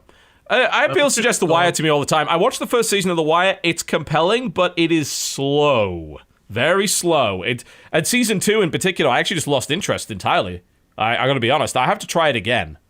But Isn't season 1? It's not available in HD, is it? maybe not. I'm pretty sure. I was told to watch that as well. You know, best, police-related drama. Get stuck into it, and I just couldn't watch it. I don't know why. I just couldn't really get into it. Yeah. TV. There you go. What Think you of the do past, when you're ladies and bored of video gentlemen. games. Pretty much. We have 5 Also, minutes left of the show let's to all fill. appreciate that the last season of Sherlock was the biggest like Tumblr fan service I've ever seen in my entire life, and was not actually a good season. You're welcome, internet. Stirring up trouble. I love how people keep believing that it's possible for the UK to make good serial dramas that aren't based in costume. Like, no, they can't. I'm sorry. We can't do it. We can't. We're good at 2 things. Period dramas and comedy quiz panel shows. That's it. Those are the 2 things we do well. And yet some people still watch Doctor Who. Right, okay, Doctor Who. Doctor Who must have, like, the special effects in Doctor Who really piss me off. Like, really piss me off. It is like I've sat down in After Effects and made the special effects and gone, there you go, guys. And it just looks shit. Yeah. I don't like It's like, Doctor what's Who the anyway. BBC It's budget terrible. for this episode? 20 3 quid. quid 50. Let's go. Yeah. Let's do what we can with a couple of toilet rolls and a bit of tin foil. Let's have at it. Oh, it's terrible. It's terrible. Uh-huh. I join you and the many other people in the UK that don't fucking like Doctor Who. I don't know anybody who likes Doctor Who. In the UK, no, I don't. I don't know a single UK person that likes Doctor Who. I don't. It's the Americans that are fucking excited about that. That's only because we didn't have to live with it, and it's like it's all new to us, and we think anything British is just really just swell. And we're just like, guys, it's Doctor Who. It's like if you're a nerd and you want to be a hip nerd, that's the thing to watch. No, it's not very good. Yes. Look, basically, I'm calling everything Tumblr stands for out right now. Tumblr. Here we go again. None of it's good. Whatever you love, I hate now. Oh dear. So that's it. We're done. I think we're pretty much done. Let's talk about what's going on the channel this week. What's going on? Why don't we start with you, the fellows over at UnitLost? What are you up to this week? We have a fairly long running XCOM series on the channel, so there'll be more of that, which is us just being stupid. You're not playing dead XCOM. yet. That's adorable. We have there'll be more Luxy stuff, which is kind of our first impression series. We've got a show called Face Off Friday where me and him play games and against each other. Last week we played Nidhogg and I'm really good at it, like really good. He's really terrible, so I just totally destroy him and he gets quite angry. And there'll probably be more Hotfix on the channel, which is kind of our topical gaming debate show where we just take one topic and sort of debate it to death. It's usually a topic which probably going only last maybe 10 minutes, lasts for half an hour. But that's just the way that goes. And of course, we stream as well on our Twitch channel, which is twitch.tv/UnitLost. And we have been playing quite a bit of Dark Souls 2, where I've been through the game, Kiri hasn't, so I just troll the shit out of him at every single point. And you are Twitch chat incarnate. It's brilliant. Oh yeah. That sounds horrible. Oh, It really is. It really is. So yeah, that's I think that's pretty much what we've got lined up for this week. Yeah. Fair enough. Jesse, I hear you've been playing a game by the name of Necro. I did. It was my Necro. Fan Friday. It was, Yeah. and I played against Mayor Biscuit, and I killed him, and then it wouldn't let me beat the level. It said it was still in combat, and I couldn't beat your level, and so I gave up in a furious Early rage. access. So well, you beat me, even though you were dead. You still beat me. By the way, that level is ridiculously hard. Fighting against you, not easy. You roll with a big crew. You've got hunters and you've got like farm hands and butchers. Ain't nobody got time for that. Ain't nobody got time for that. Don't forget around. So yes. But I did kill you, and then I wandered aimlessly for 5 minutes trying to beat the level and couldn't. I was like, "Who's good?" And that's how I ended. So that's, yep. Even in death, I still serve. What is that, Jesse? What says that, Jesse? Even the devil still serves. Hold on. I'm trying to make Massively help us important on. news that's more important Help than us what's on. going on at Jesse's channel. Unleash the Hounds has been nerfed to 3 cost instead of 2. That is all. Good. Oh. I won't be able to hear people shout it through their computers at me. I don't know that they do that, but I imagine they do. This week, more of yesterday, which is the craziest effing game I've ever played. We'll finish that up this week, and then Tesla Effect. Tex Murphy is happening. It's happening, guys, and I cannot wait because FMV movies are the best. I don't even see how you can do a let's play of that. He is constantly talking almost all the time. How the fuck? You're not going to do anything. You're just going to play the game and not say a word, aren't you? You remember, it worked very well for South Park. You asshole. Actually, looking at it, I will probably look at a game called Endless Legend because I quite like Endless Space. Yeah. But I have not loaded this up yet, so I've not even looked at it. But Endless Space, that's kind of okay. Yeah, it was an okay game. Endless Legend might be good. To see what that is. We'll see. What will I be doing this week? Well, we still need to play our speed build game. We're probably going to do that tomorrow. We're going to try and do it today, but we don't have the time for it. It will happen before Krendor comes and murders us all. Tex Murphy, I am trying to get a video done today of it. I think I have my opinion of it, and I'm pretty sure it's not going to change, but I want to try and get a bit further into the game so people don't call me out for being horrible. Which is weird. I get called out sometimes for getting too far into the game, so it's not a true first impressions. Then I get called out for doing first impressions and not getting far enough into the game. Yeah. Fuck me! Fuck off. But yeah, I pretty much have my opinion of that game under the belt, and I'll definitely talk about that. What else is coming up? Bound by Flames embargo's up on Friday, so I will try to do that. But again, it's an RPG, so I make no promises. You know how I get with those. Like, oh, well, I've got to put 15 hours into it first. Maybe I just don't have the time for that. We'll see. Definite Dawngate video will be coming. I don't think there's a real doubt about that. I've been playing enough of Dawngate to get an opinion of that, so be doing that. More content patch, more mailbox, that kind of thing. StarCraft stuff, Clan Wars restarts in a couple of days on Friday, I believe. We'll have Root Gaming versus IVD, and there'll be a bunch of other stuff, and we should hopefully have a cool announcement this month for something else StarCraft related as well. And I think that is about it. Pretty sure that's it. I don't think there's anything else. Nope. Oh, all of the Guns of Icarus stuff you'll probably see over the next few weeks. That's happening. Yeah. That's it. That's us done. That's the Corruptional Podcast. If you want to check out our channels, they are below. They've been below for the last 3 hours. How the hell did you not notice them? Look at them. Look at that. Look at how beautiful they are. Right there, right there. Follow us on Twitter, twitter.com/TotalBiscuit, twitter.com/JesseCox, twitter.com/UnitLost. Gaming. There you Yes. Because UnitLost is a Swedish punk band. go. Assholes! Damn you, Sweden! Every time. Yeah. That's our show. Hopefully you had fun with it. Awesome. You might not have. No, it was. We great. make no apologies. Thank you very much, Tom, and and Silent Bob in the background for coming on the show. Yeah, this geezer. Yep, Silvermania could learn a lot from you.